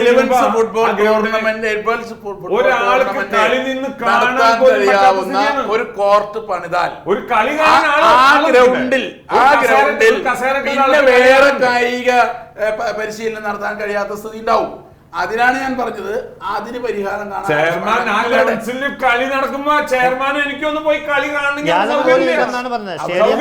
സൗകര്യങ്ങൾ പോലും ഉണ്ടാവില്ലെന്നാണ് പറയുന്നത്. ബാത്റൂം സൗകര്യമില്ല. അതെ, അവിടുത്തെ കളിക്കുന്ന കുട്ടികൾക്ക് സ്വാർത്ഥ താല്പര്യം മാത്രം. ചെയർമാൻ പറഞ്ഞോട്ടെ, ക്ഷീരമുള്ളവരകടിയും ചുവട്ടിലും ചോര തന്നെ കൊതുകിന്റെ കൗശലം എന്നൊക്കെ ചെയർമാൻ പറഞ്ഞോട്ടെ. ചെയർമാൻ ഇതങ്ങോട്ട് കണ്ണടച്ചിട്ട് ജനങ്ങളെ അങ്ങോട്ട് അടിച്ചേൽപ്പിക്കുക. അതൊരു ചാവക്കാട് ഗവൺമെന്റ് ഹയർ സെക്കൻഡറി സ്കൂളിലെ ടർഫ് ഗ്രൗണ്ട് പോയി കാണുന്ന ഒരാളും ഇവര് പറയുന്ന അഭിപ്രായം പറയില്ല. പുറത്തുനിന്ന് അവിടെ പോയി ആധികാരികം അറിയുന്നത്. ഞാൻ കൗൺസിലിൽ ചോദിച്ചു, ആരാണ് ഇതിന്റെ ആധികാരികമായിട്ട് നിയമോപദേശം തന്നത്? ചെയർമാൻ പേര് പറയാൻ പറ്റില്ല. വളരെ കൃത്യമായി കേരളത്തിലെ ഫുട്ബോൾ മേഖലയിൽ കൃത്യമായ അഭിപ്രായം പറയാൻ കഴിയാവുന്ന ചില സംവിധാനങ്ങളുണ്ട്. ജില്ലാ ഫുട്ബോൾ അസോസിയേഷൻ, സംസ്ഥാന ഫുട്ബോൾ അസോസിയേഷൻ, ജില്ലാ സ്പോർട്സ് കൗൺസിൽ, ഇവരെല്ലാവരും പോയി ഇവിടെ ആധികാരികമായി പറയാൻ കഴിയാവുന്ന പരിശോധന നടത്തി അതിന്റെ അടിസ്ഥാനത്തിലാണ് അവിടുത്തെ ടർഫിന്റെ കനം പോലും, അതിന്റെ അളവ് പോലും, അതിന്റെ നാരുകൾ പോലും ആ പദ്ധതിയിൽ അല്ല അദ്ദേഹം പറയുന്നത്. അതായത് അപ്പുറത്തേക്ക് കാണികൾക്കടക്കമുള്ള സൗകര്യങ്ങളില്ല. നിങ്ങൾ പറയുന്ന അവതാരകനായിട്ടുള്ള നിങ്ങൾ പറയുന്ന ഇദ്ദേഹം പറയുന്ന വ്യത്യാസമുണ്ട്. ഇദ്ദേഹം പറയുന്നത് അത് തന്നെയാണ്. ഇപ്പൊ പറയുന്ന ടർഫ് പോലും പെസകാന. ആ ടർഫ് പോലും ഒരു പ്ലാസ്റ്റിക് ആണ്. അമൃത പദ്ധതിയിൽ തന്നെ ഭൂമിയും ജലസംരക്ഷണവും ഉറപ്പുവരുത്തണം, ക്ലോസ് ഉള്ളതാണ്. അതുപോലെ ലംഘിക്കപ്പെട്ടിരിക്കുകയാണ് ഗുരുവായൂർ നഗരസഭ. ഒരു തുള്ളി വെള്ളം ആ ഗ്രൗണ്ടിൽ ഭൂമിയിലേക്ക് ഇറങ്ങില്ല. ഫുട്ബോൾ കളിക്കാനുള്ള ഏറ്റവും ഒരു 11 ഫുട്ബോൾ ടൂർണമെന്റ് എന്ന് പറയുമ്പോൾ അത് നടത്താനുള്ള ഗ്രൗണ്ടില് ആവശ്യമായിട്ടുള്ള ടർഫ് ഏതാണോ അവിടെ സാധാരണ പുല്ല് വെച്ചിട്ടാണോ പിടിപ്പിക്കുക കേരളത്തിലെ ഗ്രൗണ്ടുകളൊക്കെ? അങ്ങനെ എല്ലാം പറയല്ലേ. ഇവിടെ പലതരത്തിലുള്ള ഗ്രൗണ്ടുകളുണ്ട്. പ്രകൃതിദത്തമായ പുല്ല് ധരിച്ച ഗ്രൗണ്ടുകളുണ്ട്, സിന്തറ്റിക് ഗ്രൗണ്ടുകളുണ്ട്, ടർഫ് ഗ്രൗണ്ടുകൾ. ഇതെല്ലാം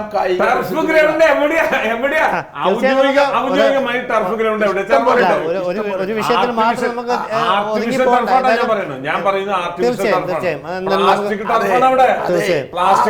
ഇവര് പറയുന്ന ഈ പ്ലാസ്റ്റിക് ടർഫ് എന്ന് പറയുമ്പോൾ കേട്ടാ തോന്നും ഈ ഒറ്റ തവണ ഉപയോഗിക്കുന്ന പ്ലാസ്റ്റിക്കിന്റെ ഒരു അങ്ങനെയൊന്നല്ല.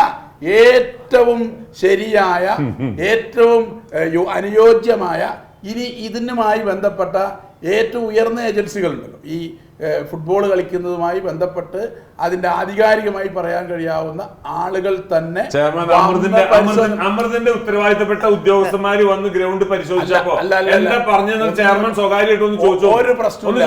അമൃതിന്റെ ഉദ്യോഗസ്ഥരെ ഇതിന്റെ കരാർ എല്ലാവരും പരിശോധന നടത്തി. ഒരു പ്രശ്നമില്ല. അടുത്ത മാസം ബഹുമാനപ്പെട്ട മുഖ്യമന്ത്രിയോട് ഡേറ്റ് ചോദിച്ചിട്ടുണ്ട്. അതിന്റെ ഉദ്ഘാടനം നടക്കും.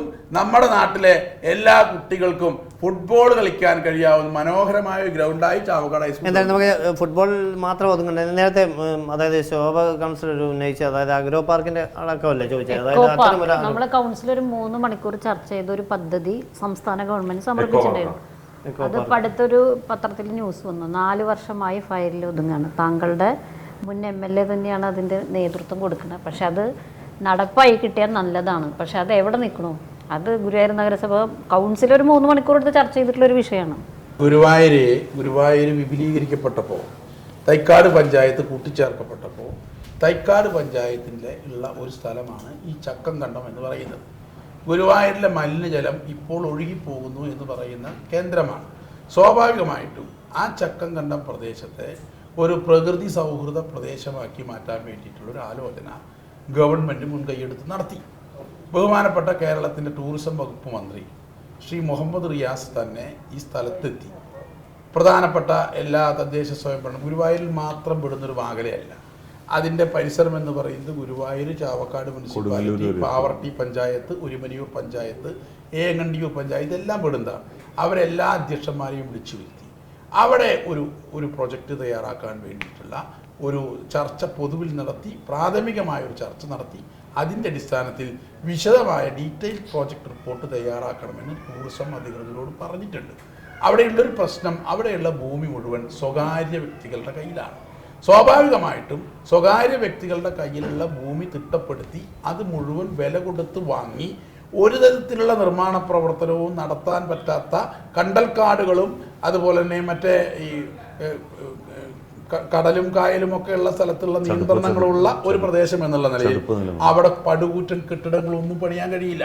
അപ്പം അതിന് കഴിയാവുന്ന വിധത്തിൽ വളരെ ശ്രദ്ധയോടുകൂടി മാത്രം തയ്യാറാക്കേണ്ട ഒരു DPR ആണത്. അതിൻ്റെ പ്രവർത്തനം ടൂറിസം ഡിപ്പാർട്ട്മെൻറ്റ് നടത്തുന്നു എന്നാണ് ഞാൻ മനസ്സിലാക്കുന്നത്.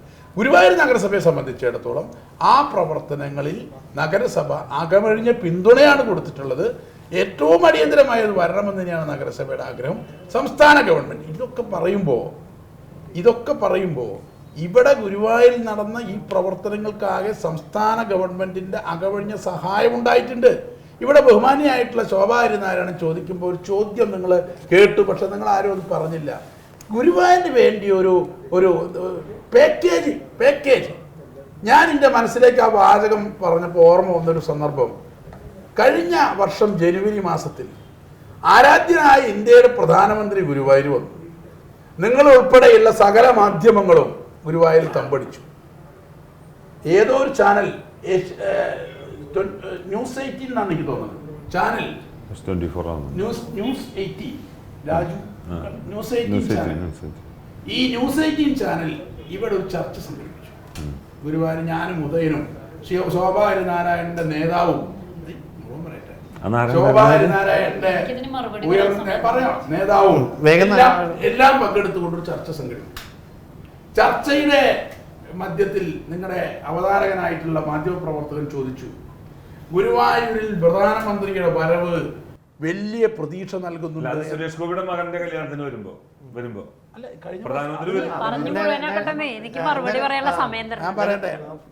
അവർ ചോദിച്ചു, ഗുരുവായൂരിൽ പ്രധാനമന്ത്രി വരുന്നു, ഗുരുവായൂരിന് വലിയ പ്രതീക്ഷയുണ്ടോ? ഞാൻ പറഞ്ഞു, അന്ന് പറഞ്ഞ വാചകം ഞാൻ വീണ്ടും ആവർത്തിക്കുന്നു, അനുഭവത്തിൻ്റെ അടിസ്ഥാനത്തിൽ ഒരു പ്രതീക്ഷയുമില്ല. ഞാനത് പറഞ്ഞതെന്തുകൊണ്ടാണ്? അതിൻ്റെ 1 വർഷം 2 വർഷം മുമ്പാണ് ഇതേ പ്രധാനമന്ത്രി ഗുരുവായൂരിൽ ഒരു സ്വകാര്യ ചടങ്ങിനും അവരുടെ രാഷ്ട്രീയ പാർട്ടിയുടെ ചടങ്ങിനുമായി എത്തിച്ചേർന്നത്. അന്ന് ഗുരുവായൂരിലെ എല്ലാ പത്രങ്ങളും വലിയ തലക്കെട്ടോടു കൂടി എഴുതി, ഗുരുവായൂരിൽ പ്രധാനമന്ത്രി വന്നാൽ ഈ തീർത്ഥാടന നഗരത്തിന് പ്രത്യേക പാക്കേജ് പ്രഖ്യാപിക്കും. പ്രധാനമന്ത്രി വന്നു, സ്വകാര്യ ചടങ്ങിൽ പങ്കെടുത്തു, ഇവരുടെ രാഷ്ട്രീയ പാർട്ടിയുടെ പരിപാടിയിൽ പങ്കെടുത്തു. ഹെലികോപ്റ്റർ വഴി അദ്ദേഹം തിരിച്ചുപോയി, ഒരു പദ്ധതിയും പ്രഖ്യാപിച്ചില്ല. പിറ്റേ ദിവസം പത്രങ്ങൾ എഴുതി, ബഹുമാനപ്പെട്ട പ്രധാനമന്ത്രി പദ്ധതികളൊന്നും പ്രഖ്യാപിച്ചില്ലെങ്കിലും അദ്ദേഹം പോയാൽ ഒരു ദൂതനെ ഇവിടേക്ക് അയക്കും. ദൂതനെ അയച്ച് ഗുരുവായൂരിന് പ്രവർത്തനം നടത്തി, ഒന്നും ചെയ്തില്ല. ഈ അനുഭവത്തിൻ്റെ അടിസ്ഥാനത്തിലാണ് ഞാൻ അന്ന് പ്രതികരിച്ചത്. ബഹുമാനപ്പെട്ട ഈ കൗൺസിലറുടെ നേതാവ് ഉൾപ്പെടെയുള്ള ആളുകൾ ആ ചർച്ചയിൽ പങ്കെടുത്തു. അത് കഴിഞ്ഞിപ്പോൾ 1 കൊല്ലം കഴിഞ്ഞു, 2 മാസവുമായി. ഗുരുവായൂരിനൊരു പാക്കേജും ഇതുവരെ ബഹുമാനപ്പെട്ട പ്രധാനമന്ത്രി പ്രഖ്യാപിച്ചിട്ടില്ല.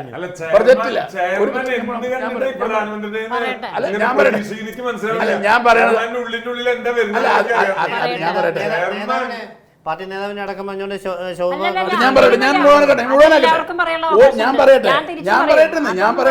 ഞാൻ മുഴുവൻ പറഞ്ഞിട്ട് പറയാം.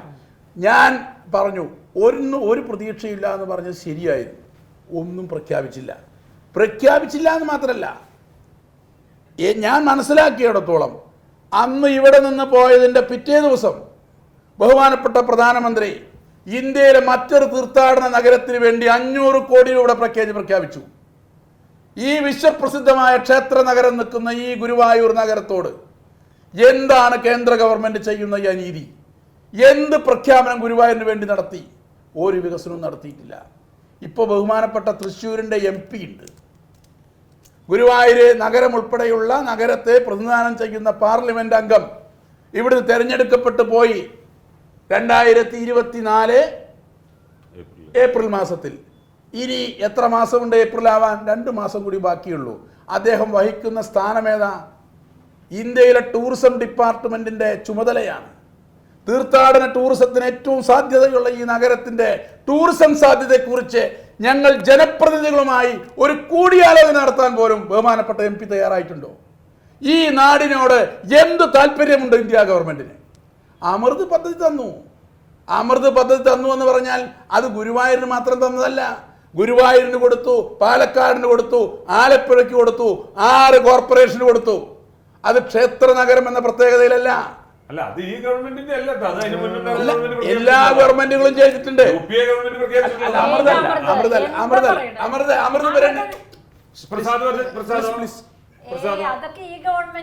ഏത് ഗവൺമെന്റ്? ഞാൻ പറഞ്ഞത് എന്തായി പറയട്ടെ, നിങ്ങൾ 80% ഫണ്ട് കേന്ദ്രം തന്നിരുന്നത് അത് വേറെ പദ്ധതി. അത് UIDSSMT ആണ്.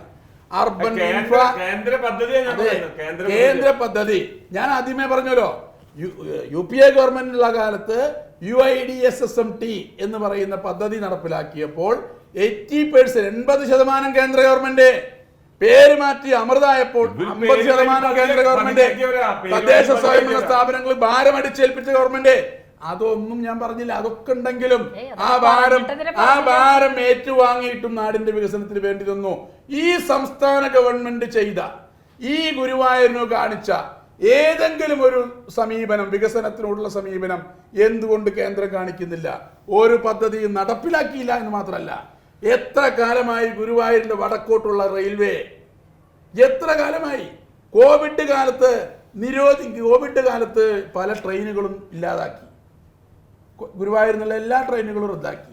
കോവിഡ് കഴിഞ്ഞു എല്ലാ ട്രെയിനും പുനഃസ്ഥാപിച്ചു. ഗുരുവായൂരിൽ നിന്നും ഏറ്റവും കൂടുതൽ ആളുകൾ യാത്ര ചെയ്യുന്ന ഒരു ട്രെയിനാണ്, പാസഞ്ചർ ട്രെയിനാണ്, വൈകിട്ട് 5 മണിക്ക്. ജീവനക്കാരുൾപ്പെടെയുള്ള ആളുകൾക്ക് അവിടെ പോകാം. നാട്ടുകാരായിട്ടുള്ള ആളുകൾ സ്ഥിരമായ ട്രെയിനിൽ പോയിരുന്നു. കാരണം അതിൽ പോയാൽ വിശ്വാസികളായിട്ടുള്ള ആളുകൾക്ക് വടക്കുന്നാഥനിലും മറ്റു ക്ഷേത്രങ്ങളിലും തൊഴാം. വൈകുന്നേരം 6:50 ആ വണ്ടി തിരിച്ച് ഗുരുവായൂർ 7:20 ആ വണ്ടി മുടങ്ങിയിട്ട് 2 കൊല്ലത്തോളമായി. ഒരു തീവണ്ടി പോലും പുനഃസ്ഥാപിക്കാൻ മുൻകൈയെടുക്കാത്ത ഈ പാർലമെന്റ് മെമ്പറെ കൊണ്ട് ഈ ഗുരുവായൂരിന്റെ വികസനത്തിന് എന്തു ഗുണം? ഞാൻ ബഹുമാനപ്പെട്ട ജനപ്രതിനിധികളായിട്ടുള്ള ഇവരോടും ഇവരുടെ നേതാക്കന്മാരോടും ഞാൻ ആവശ്യപ്പെട്ടു, ഗുരുവായൂരിന്റെ വികസനമാണ് ഞങ്ങളുടെ രാഷ്ട്രീയമൊക്കെ എന്ത് വേണമെങ്കിൽ പറഞ്ഞോട്ടെ, ഗുരുവായൂരിന്റെ വികസനത്തിന് വേണ്ടി എന്തെങ്കിലും ഒരു മുൻകൈ എടുക്കാൻ നിങ്ങളൊന്ന് മുൻകൈ എടുക്കണം. നടന്നിട്ടുണ്ടോ? അവിടെയാണ് പരിമിതികൾക്കുള്ളിൽ ഈ കേരളത്തിനെ സാമ്പത്തികമായി ഞെരുക്കി, കേരളത്തിന് വരിഞ്ഞു മുറുക്കി, കേരളത്തിലെ ഈ കിട്ടാവുന്ന പണമെല്ലാം തടഞ്ഞു വെച്ചിട്ടും അതിൻ്റെ മധ്യത്തിൽ നിന്നുകൊണ്ട് ഗുരുവായൂർ നഗരസഭ അതിൻ്റെ വികസന പ്രവർത്തനങ്ങൾ സ്വന്തം കാലിൽ നിന്നുകൊണ്ട് നടത്തുന്നത് അഭിമാനപൂർവ്വം ഞങ്ങൾ പറയും. വികസന മുന്നേറ്റത്തിൻ്റെ ജൈത്രയാത്രയുടെ ഒരു കാലമാണ് ഗുരുവായൂരിൻ്റെ ഈ കഴിഞ്ഞ വർഷം. തികഞ്ഞ ആത്മാഭിമാനത്തോടു കൂടി പറയാൻ ഞങ്ങൾക്ക് കഴിയും. എന്നാൽ ഒരു വളരെ സമയപരിമിതി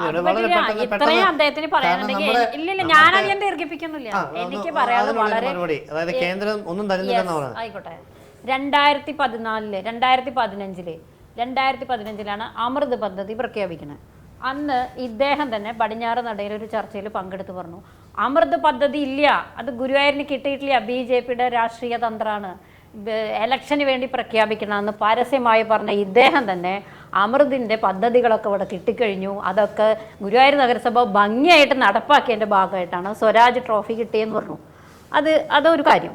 രണ്ടാമത് ഇപ്പോൾ പറയണു 50%, 30%, 20%. ഇതിനു മുമ്പേ 80%, 10%, 10%ആയിട്ട് എത്ര 60 വർഷം കോൺഗ്രസ് ഭരിച്ചു. കുറേ കാലം CPM അവരുടെ ഒപ്പം കൂട്ടുകക്ഷിയിലുണ്ടായിരുന്നു. എത്ര പദ്ധതികൾ ഗുരുവായൂരിന് കിട്ടി? അതേപോലെ ഇപ്പം ഞാനൊരു പദ്ധതിയെ പറ്റി പറഞ്ഞു, 4 വർഷമായിട്ട് ഫയലിലിരിക്കുകയാണ്, അതിനെ പറ്റിയിട്ടൊരു മറുപടിയില്ല, ഫയലിലിരിക്കുന്ന ഒരു പദ്ധതിയാണ്. പിന്നെ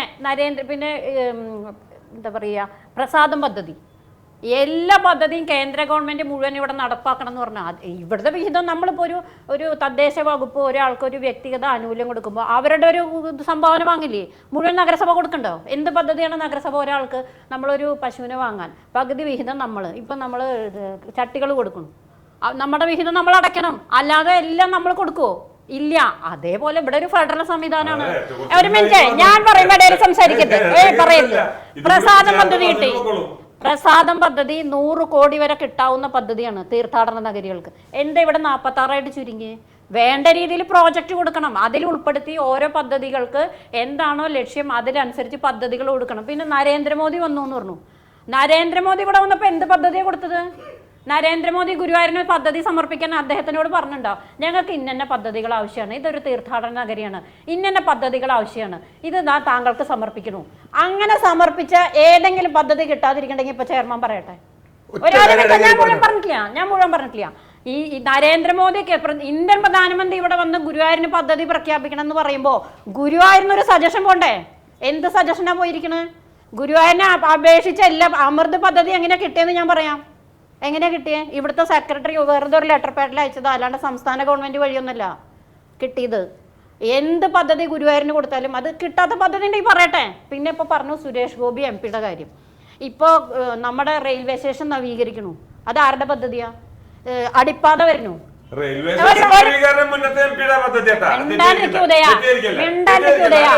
നമുക്ക് കാണാം. കയറി പറയാണ്ടിരിക്കും. ഇപ്പൊ ഇവര് പറഞ്ഞു 80-10-10 എത്ര പദ്ധതികൾ. അതെ അതെ അതെ അതെ, അത് പറഞ്ഞിരിക്കാം, അത് പറഞ്ഞിരിക്കാം. ഒരു വഴിവെച്ചിട്ടില്ല. ഇപ്പൊ ഒരു നിമിഷം ഞാൻ പറഞ്ഞിരിക്കുക. അടിപ്പാത ആരാ ചെയ്യണേ? ചില പദ്ധതികള്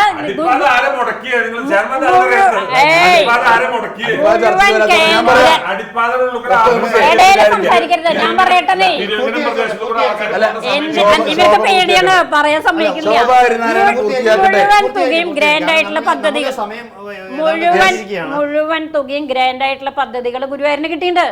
ഇല്ലാന്ന് പറയട്ടെ. അതിപ്പോ ചെയർമാൻ തന്നെ പറഞ്ഞല്ലോ 2 പദ്ധതികള്. എന്തേ 2 പദ്ധതിയെ ചുരുങ്ങിപ്പോയേ? പിന്നെ ഇവര് പറഞ്ഞ പോലെ 80-10-10 ഞാനിവിടെ പദ്ധതികളൊന്നും കാണില്ല. ഒരു കുടിവെള്ള പദ്ധതി, പിന്നെ എന്തോ ഒരു പാർപ്പിട പദ്ധതി, അല്ലാണ്ട് ഇവർ 2 പേരും കൂടി ഭരിച്ചിട്ട് പറഞ്ഞാൽ എന്താ കിട്ടിക്കണം ഗുരുവായൂരിന്? ഞാൻ കണ്ടിട്ടില്ല. ഇനി കാണാതെ അവിടെ എന്തെങ്കിലും പദ്ധതികൾ ഉണ്ടോന്ന് എനിക്കറിയില്ല. പിന്നെ സുരേഷ് ഗോപി MP നമ്മൾ പറഞ്ഞങ്ങനെ ഇരിക്കുന്നില്ല, അദ്ദേഹം കേന്ദ്രമന്ത്രിയാണ്. എന്തുകൊണ്ട് ഇവരെ ടൂറിസം മന്ത്രിയോട് റിക്വസ്റ്റ് കൊടുക്കണില്ല? ഈ കേരളത്തിന് അല്ലെങ്കിൽ ഗുരുവായൂരിന് ഇന്ന പദ്ധതികൾ വേണം, നമുക്ക് ഒരുമിച്ചിരിക്കണം. അല്ലാണ്ട് ഞാനാണോ അല്ലെങ്കിൽ ചെയർമാൻ? ഇദ്ദേഹം തന്നെ അവരെ കുറെ അവഹേളിച്ചിട്ടുള്ളല്ലേ. സുരേഷ് ഗോപി ഒരു ജനപ്രതിനിധി പോലും അല്ല. പിന്നെ ഗുരുവായൂരിന്റെ കാര്യം. അപ്പോൾ ആ രീതിയിൽ ഇവിടെ ഫെഡറൽ സംവിധാനമാണ്. നമ്മൾ നേരിട്ട് കേന്ദ്രത്തിലേക്ക് കൊടുത്താൽ കിട്ടുമോ? സംസ്ഥാന ഗവൺമെന്റ് വഴി കൊടുത്താലേ കിട്ടുള്ളൂ.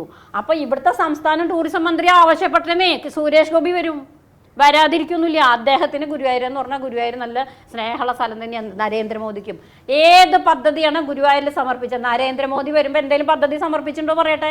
പിന്നെ അദ്ദേഹം വന്ന് എന്തിച്ചിട്ട് അദ്ദേഹം പ്രഖ്യാപിക്കുക? ആവർത്തിച്ച കുറെ കാര്യങ്ങൾ പറഞ്ഞു. നരേന്ദ്രമോദി വന്നപ്പോൾ ഞങ്ങളൊരു പദ്ധതി കൊടുത്തിട്ടില്ല. നരേന്ദ്രമോദി വന്നത് ആരറിഞ്ഞോ? അദ്ദേഹം വരുന്നത് ഒരു സ്വകാര്യ ചടങ്ങിൽ പങ്കെടുക്കാൻ വരിക. ഞങ്ങൾക്കൊരു ക്ഷണം, ഞാൻ പറയട്ടെ ഞങ്ങൾ പറയുമ്പോൾ നാട്ടിൽ നരേന്ദ്രമോദി ഇവിടെ വന്നത് സ്വകാര്യ ചടങ്ങിൽ പങ്കെടുക്കാനാണ്. ഗുരുവായൂർ ക്ഷേത്രത്തിലെ ഗവൺമെന്റ് ഗസ്റ്റ് ഹൗസിലാണ് അദ്ദേഹം വരുന്നത്. തലേ ദിവസം വരെ എനിക്കൊരു ക്ഷണക്കത്ത് പോലുമില്ല. ഞാൻ ഈ നഗരസഭയുടെ അധ്യക്ഷനാണല്ലോ, എനിക്കൊരു ക്ഷണക്കത്തില്ല. ഞാനിവിടുന്ന് മറ്റൊരു കാര്യത്തിന് വേണ്ടി തിരുവനന്തപുരത്ത് പോകാൻ നിൽക്കുന്ന സമയത്താണ് എന്നോട് വന്നിട്ട് ഗസ്റ്റ് ഹൗസിലെ ബഹുമാനപ്പെട്ട പ്രധാനമന്ത്രി വരുന്നുണ്ട്, അപ്പോൾ അങ്ങ് വരുമെങ്കിൽ എന്നോട് മറ്റേ ഈ മെഡിക്കൽ സർട്ടിഫിക്കറ്റ് കോവിഡില്ല. ഞാൻ പറഞ്ഞു ഞാൻ ട്രെയിൻ ടിക്കറ്റ് എടുത്തു, കാരണം വരാൻ തീരുമാനിച്ചതും എത്രയോ സമയങ്ങൾക്ക് മുമ്പാണ്. ഈ നരേന്ദ്രമോദി ഇവിടെ വരുന്നു എന്നറിഞ്ഞപ്പോൾ ചില ഉത്തരവാദിത്തങ്ങൾ നഗരസഭയ്ക്ക് ചെയ്യാനുണ്ട്. നരേന്ദ്രമോദി വന്നിറങ്ങി അരിയന്നൂർ എലിപ്പാടിൽ നിന്നും വന്ന് അദ്ദേഹം വന്നു പോകുന്ന ഗുരുവായൂർ നഗരസഭ റോഡ് ലക്ഷക്കണക്കിന് രൂപ ചെലവഴിച്ച് നവീകരിക്കാൻ ഉത്തരവ് കൊടുത്തിട്ടാണ് ഞാൻ ഇവിടെ തിരുവനന്തപുരത്തേക്ക് പോയത്. കാരണം ഞങ്ങളുടെ ആവശ്യമാണ്, നാടിൻ്റെ ആവശ്യമാണ്. പ്രധാനമന്ത്രി ഇവിടെ വന്നിട്ട് മോശമാവാൻ പാടില്ല. ഈ പ്രധാനമന്ത്രിക്ക് നിവേദനം കൊടുക്കണമെങ്കിൽ പ്രധാനമന്ത്രി ഔദ്യോഗികമായിട്ടുള്ളൊരു പരിപാടിക്ക് വരണം. അദ്ദേഹം ഏതോ സ്വകാര്യ ചടങ്ങിൽ വരുന്നു, ഞങ്ങളെ ആരും ക്ഷണിക്കാത്തതുകൊണ്ട് ഞങ്ങൾ എന്തിനു നിവേദനം കൊടുക്കണം? പിന്നെ MP-യോട് ഞങ്ങൾ പറഞ്ഞില്ല, തെരഞ്ഞെടുക്കപ്പെട്ട MP-യോട് ഞങ്ങൾ പറയണോ? തെരഞ്ഞെടുക്കപ്പെട്ട MP ജനങ്ങളുടെ ഇടയിലേക്ക് പോകണം, നിങ്ങളുടെ ആവശ്യം എന്തെന്ന് ചോദിക്കണം. ഞങ്ങൾ അങ്ങനെ പഠിച്ചിട്ടുള്ള പൊതുപ്രവർത്തനം. തെരഞ്ഞെടുക്കപ്പെട്ട ജനങ്ങളോട് നിങ്ങളുടെ നാടിന്റെ ആവശ്യം എന്ത് എന്ന് ചോദിക്കലാണ് ജനപ്രതിനിധി ഉത്തരവാദിത്തം. അല്ലാതെ തെരഞ്ഞെടുക്കേണ്ട ജനപ്രതിനിധി നിവേദനമായിട്ട് പോയി, നിവേദനമായിട്ട് പോയിട്ട് സമർപ്പിക്കേണ്ട ആളാണോ ജനപ്രതിനിധി? തെരഞ്ഞെടുക്കപ്പെട്ട ജനപ്രതിനിധികൾ നാടിന്റെ ആവശ്യം അറിഞ്ഞു നിൽക്കണം. നാടിന്റെ ആവശ്യം അറിഞ്ഞു നിൽക്കുന്ന ജനപ്രതിനിധിയാണോ എന്ന് മാത്രം ചോദിച്ചാൽ മതി. അങ്ങനെയാണെങ്കിൽ ഈ വിശ്വപ്രസിദ്ധ നഗരത്തിന് ആവശ്യമായിട്ടുള്ള അടിസ്ഥാന സൗകര്യ വികസനങ്ങളിൽ കുറവുണ്ടോ? ബഹുമാനപ്പെട്ട MP, ഈ ബഹുമാനായ മന്ത്രി ഈ ഗുരുവായൂരിലെ ജനപ്രതിനിധികളുമായി കൂടിയാലോചനയ്ക്ക് മുൻകൈ എടുക്കേണ്ടതാണോ? എടുത്തിട്ടുണ്ടോ? ഈ ചോദ്യം വളരെ പ്രധാനപ്പെട്ടതാണ്. ഗുരുവായൂരിന് പ്രത്യേക പാക്കേജ് 10 വർഷം പൂർത്തിയായി. 10 വർഷം കഴിഞ്ഞ് വീണ്ടും മൂന്നാമത്തെ ടേമിൽ ഇന്ത്യയുടെ പ്രധാനമന്ത്രി അധികാരത്തിൽ വന്നു. 2-3 തവണ ഗുരുവായൂർ വന്നു. ഇന്ത്യയിലെ എല്ലാ ക്ഷേത്ര നഗരങ്ങൾക്കും പാക്കേജ് പ്രഖ്യാപിച്ചു. ഗുരുവായൂരിന് മാത്രം പാക്കേജ് പ്രഖ്യാപിക്കാത്ത എന്തുകൊണ്ട്? ഈ ചോദ്യത്തിന് മറുപടി പറയണം. ഗുരുവായൂരിന്റെ വികസന പ്രവർത്തനങ്ങളിൽ ഒരു തരത്തിലുള്ള മുൻകൈയില്ല. പിന്നെ ആകെ പറയുന്നത് എന്താണെന്നറിയോ? അമൃത് പദ്ധതി തന്നു. ഞാൻ വീണ്ടും പറയുന്നു, അമൃത് പദ്ധതിയുടെ മാനദണ്ഡം അനുസരിച്ച് അമൃത് 1-ൽ കേരളത്തിലെ 6 കോർപ്പറേഷൻ വൻ നഗരങ്ങൾ, 3 മുനിസിപ്പാലിറ്റി. ആ 3 മുനിസിപ്പാലിറ്റിയിൽ പാലക്കാടിനോടൊപ്പം ആലപ്പുഴയോടൊപ്പം ഗുരുവായൂർ. അല്ലാതെ ക്ഷേത്ര നഗരം എന്ന പരിഗണനയില്ല. പ്രസാദ് പദ്ധതി സ്വാഭാവികമായും തീർത്ഥാടന നഗരങ്ങൾക്ക് വേണ്ടിയുള്ള പദ്ധതിയാണ്. ആ പദ്ധതിയുടെ ഭാഗമായി ഗുരുവായൂർ നഗരസഭയോടും ഗുരുവായൂർ ദേവസ്വത്തിനോടും പദ്ധതി സമർപ്പിക്കാൻ ആവശ്യപ്പെട്ടു. പ്രസാദ് പദ്ധതിയുടെ നടത്തിപ്പ് കേരളത്തിലെ ടൂറിസം ഡിപ്പാർട്ട്മെന്റ് ആണ്. അന്നത്തെ ടൂറിസം മന്ത്രിയായിരുന്ന കടകംപള്ളി സുരേന്ദ്രൻ ഗുരുവായൂർ നഗരസഭാ അധികൃതരെ, ദേവസ്വം അധികൃതരെ വിവരം കൊടുത്തു. അതിന്റെ അടിസ്ഥാനത്തിൽ കൗൺസിൽ ചർച്ച ചെയ്ത് തീരുമാനിച്ചു കൊടുത്തു 2 പ്രധാനപ്പെട്ട കേന്ദ്രങ്ങൾ, facilitation centre, amenity centre. Guruvayur Devaswom, Guruvayur multi level car parking. ഇങ്ങനെ വ്യത്യസ്തമായിട്ടുള്ള പദ്ധതികൾ കൊടുത്തു. അതിന് പണം അനുവദിച്ചു. അത് ഗുരുവായൂരിന് മാത്രമല്ല, ഇന്ത്യയിലെ എല്ലാ തീർത്ഥാടന നഗരങ്ങൾക്കും അനുവദിച്ചു കൊടുക്കുന്ന കൂട്ടത്തിൽ ഗുരുവായൂരിന് നൽകിയ ഏക പദ്ധതി പ്രസാദ് ഒഴികെ. പ്രത്യേക പാക്കേജ് എന്ത്? ഇവിടെ പറഞ്ഞുല്ലോ, ശ്വാസം മുട്ടി നിൽക്കുകയാണ് ഗുരുവായൂര്. ഇവിടെ ഈ പദ്ധതികളിൽ ഒരു കേന്ദ്രാവിഷ്കൃത പദ്ധതിയിലും 1 സെന്റ് ഭൂമി മേടിക്കാൻ അനുമതിയില്ല. നമുക്ക് ഭൂമി വാങ്ങണം. നമ്മുടെ നഗരപ്രദേശത്തിന്റെ വിവിധ പ്രദേശങ്ങൾ ഒഴിഞ്ഞു കിടക്കുന്ന സ്ഥലങ്ങൾ ഉണ്ടാവണം. പാർക്കിങ്ങിന് കൂടുതൽ സൗകര്യം വേണം. ബസ് പാർക്കിങ്ങിന് സൗകര്യം വേണം. ഭൂമി മേടിക്കാനുള്ള ഏത് ധനസഹായം കേന്ദ്ര ഗവൺമെന്റ് തന്നു. അവിടെയാണ് പ്രത്യേക പാക്കേജിന്റെ ആവശ്യം. ഗുരുവായൂർ പോലെ പ്രതിവർഷം 3 കോടിയിലധികം ആളുകൾ വന്നു പോകുന്ന ഒരു തീർത്ഥാടന നഗരത്തിൽ ഒരു പ്രത്യേക പാക്കേജ് പ്രഖ്യാപിക്കാൻ തയ്യാറാകാത്ത കേന്ദ്ര ഗവൺമെന്റ് ഗുരുവായൂരിന് വേണ്ടി എന്തൊക്കെ ചെയ്തു എന്ന് കാട്ടിക്കൂട്ടുന്നത് ഗുരുവായൂരിലെ ജനങ്ങളെ കബളിപ്പിക്കലാണ്. അത് ഗുരുവായൂരിലെ ജനത തിരിച്ചറിയും എന്ന് തന്നെയാണ് ഞങ്ങളുടെ വിശ്വാസം. എന്തായാലും നമുക്ക് അധികം നേരത്തെ സമയം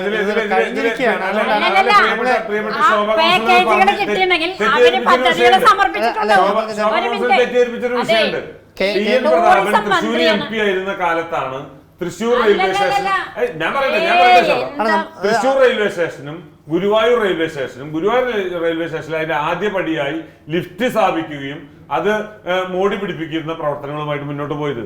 ആ പദ്ധതിയാണ് ഇപ്പോഴും നടന്നുകൊണ്ടിരിക്കുന്നത്. ശോഭ അങ്ങനെ തെറ്റിദ്ധരിപ്പിക്കരുത് ഈ ചർച്ചയിൽ, അത് ശരിയല്ല.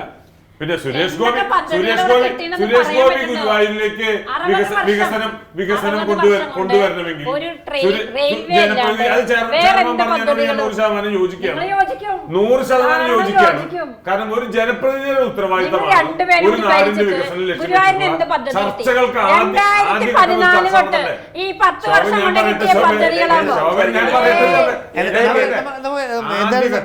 ആദ്യഘട്ടം നേരത്തെ പറഞ്ഞു സംവിധാനത്തിനോട് കൂടിയാലോചന നടത്തണ്ടേ?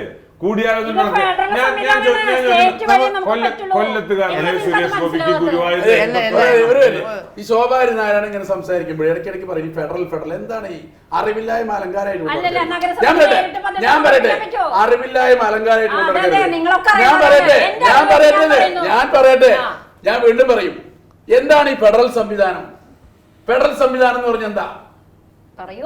പ്രാദേശിക ഭരണകൂടം സംസ്ഥാന ഭരണകൂടം, കേന്ദ്ര ഭരണകൂടം, അല്ലേ? ഇതല്ലേ ഫെഡറൽ സംവിധാനം. ഫെഡറൽ സംവിധാനത്തിന്റെ കടക്ക് ആരാണ് കത്തിവെക്കുന്നത് എന്നൊക്കെ ഈ ജനങ്ങൾക്ക് അറിയാം. ഇവിടുത്തെ പ്രശ്നം ഫെഡറൽ സംവിധാനം പറയണ്ട.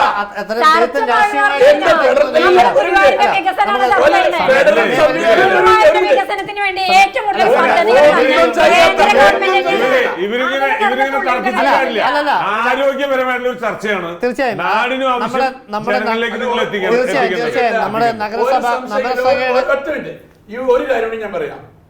ബഹുമാനപ്പെട്ട തൃശൂർ MP, കേന്ദ്ര സഹമന്ത്രി, ഗുരുവായൂരിലെ ജനങ്ങളുമായി ചർച്ച ചെയ്യുന്നതിന് അദ്ദേഹമാണ് മുൻകൈ എടുക്കേണ്ടത്. ഇവിടെ പറഞ്ഞു ഫെഡറൽ സംസ്ഥാന ടൂറിസം മന്ത്രിയെ വിളിക്കണം അദ്ദേഹം. കേന്ദ്ര ടൂറിസം സഹമന്ത്രി, സംസ്ഥാന ടൂറിസം മന്ത്രിയെ, തൃശ്ശൂരിലെ മറ്റ് പ്രധാനപ്പെട്ട ഉദ്യോഗസ്ഥരെ, ഗുരുവായൂരിലെ MLA, ഗുരുവായൂരിലെ ജനപ്രതിനിധികളെ വിളിച്ചിരുത്തി ചർച്ച ചെയ്യണം. അതാണ് ഒരു ജനപ്രതിനിധിത്വം എടുക്ക്. അവിടെയാണ് ഫെഡറൽ സംവിധാനം ശക്തിപ്പെടുക. അത് ചെയ്യാതെ അപേക്ഷയുമായി എന്റെ അടുത്ത് വരുന്നവർക്ക് കാര്യം ചെയ്തു കൊടുക്കാം എന്ന് പറയുന്നതാണോ ഫെഡറൽ സംവിധാനം?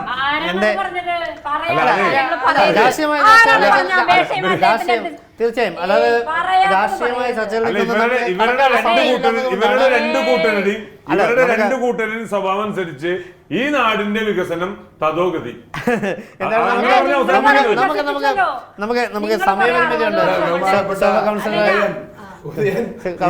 വേറൊരു തരത്തിലേക്ക് പോകുന്ന അല്ല, നമുക്ക് രാഷ്ട്രീയ ചർച്ചകൾക്ക് അപ്പുറത്തേക്ക് മാറ്റി നമുക്ക് നഗരസഭയുടെ വികസനവും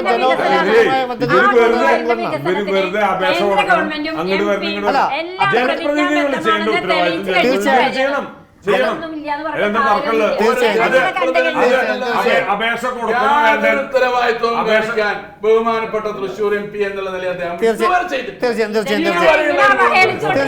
തീർച്ചയായും നമുക്ക് സമയപരിമിതിയുണ്ട്. അതുകൊണ്ട് മാത്രം ഇടപെടുകയാണ്. അല്ല, ഒരു മിനിറ്റ്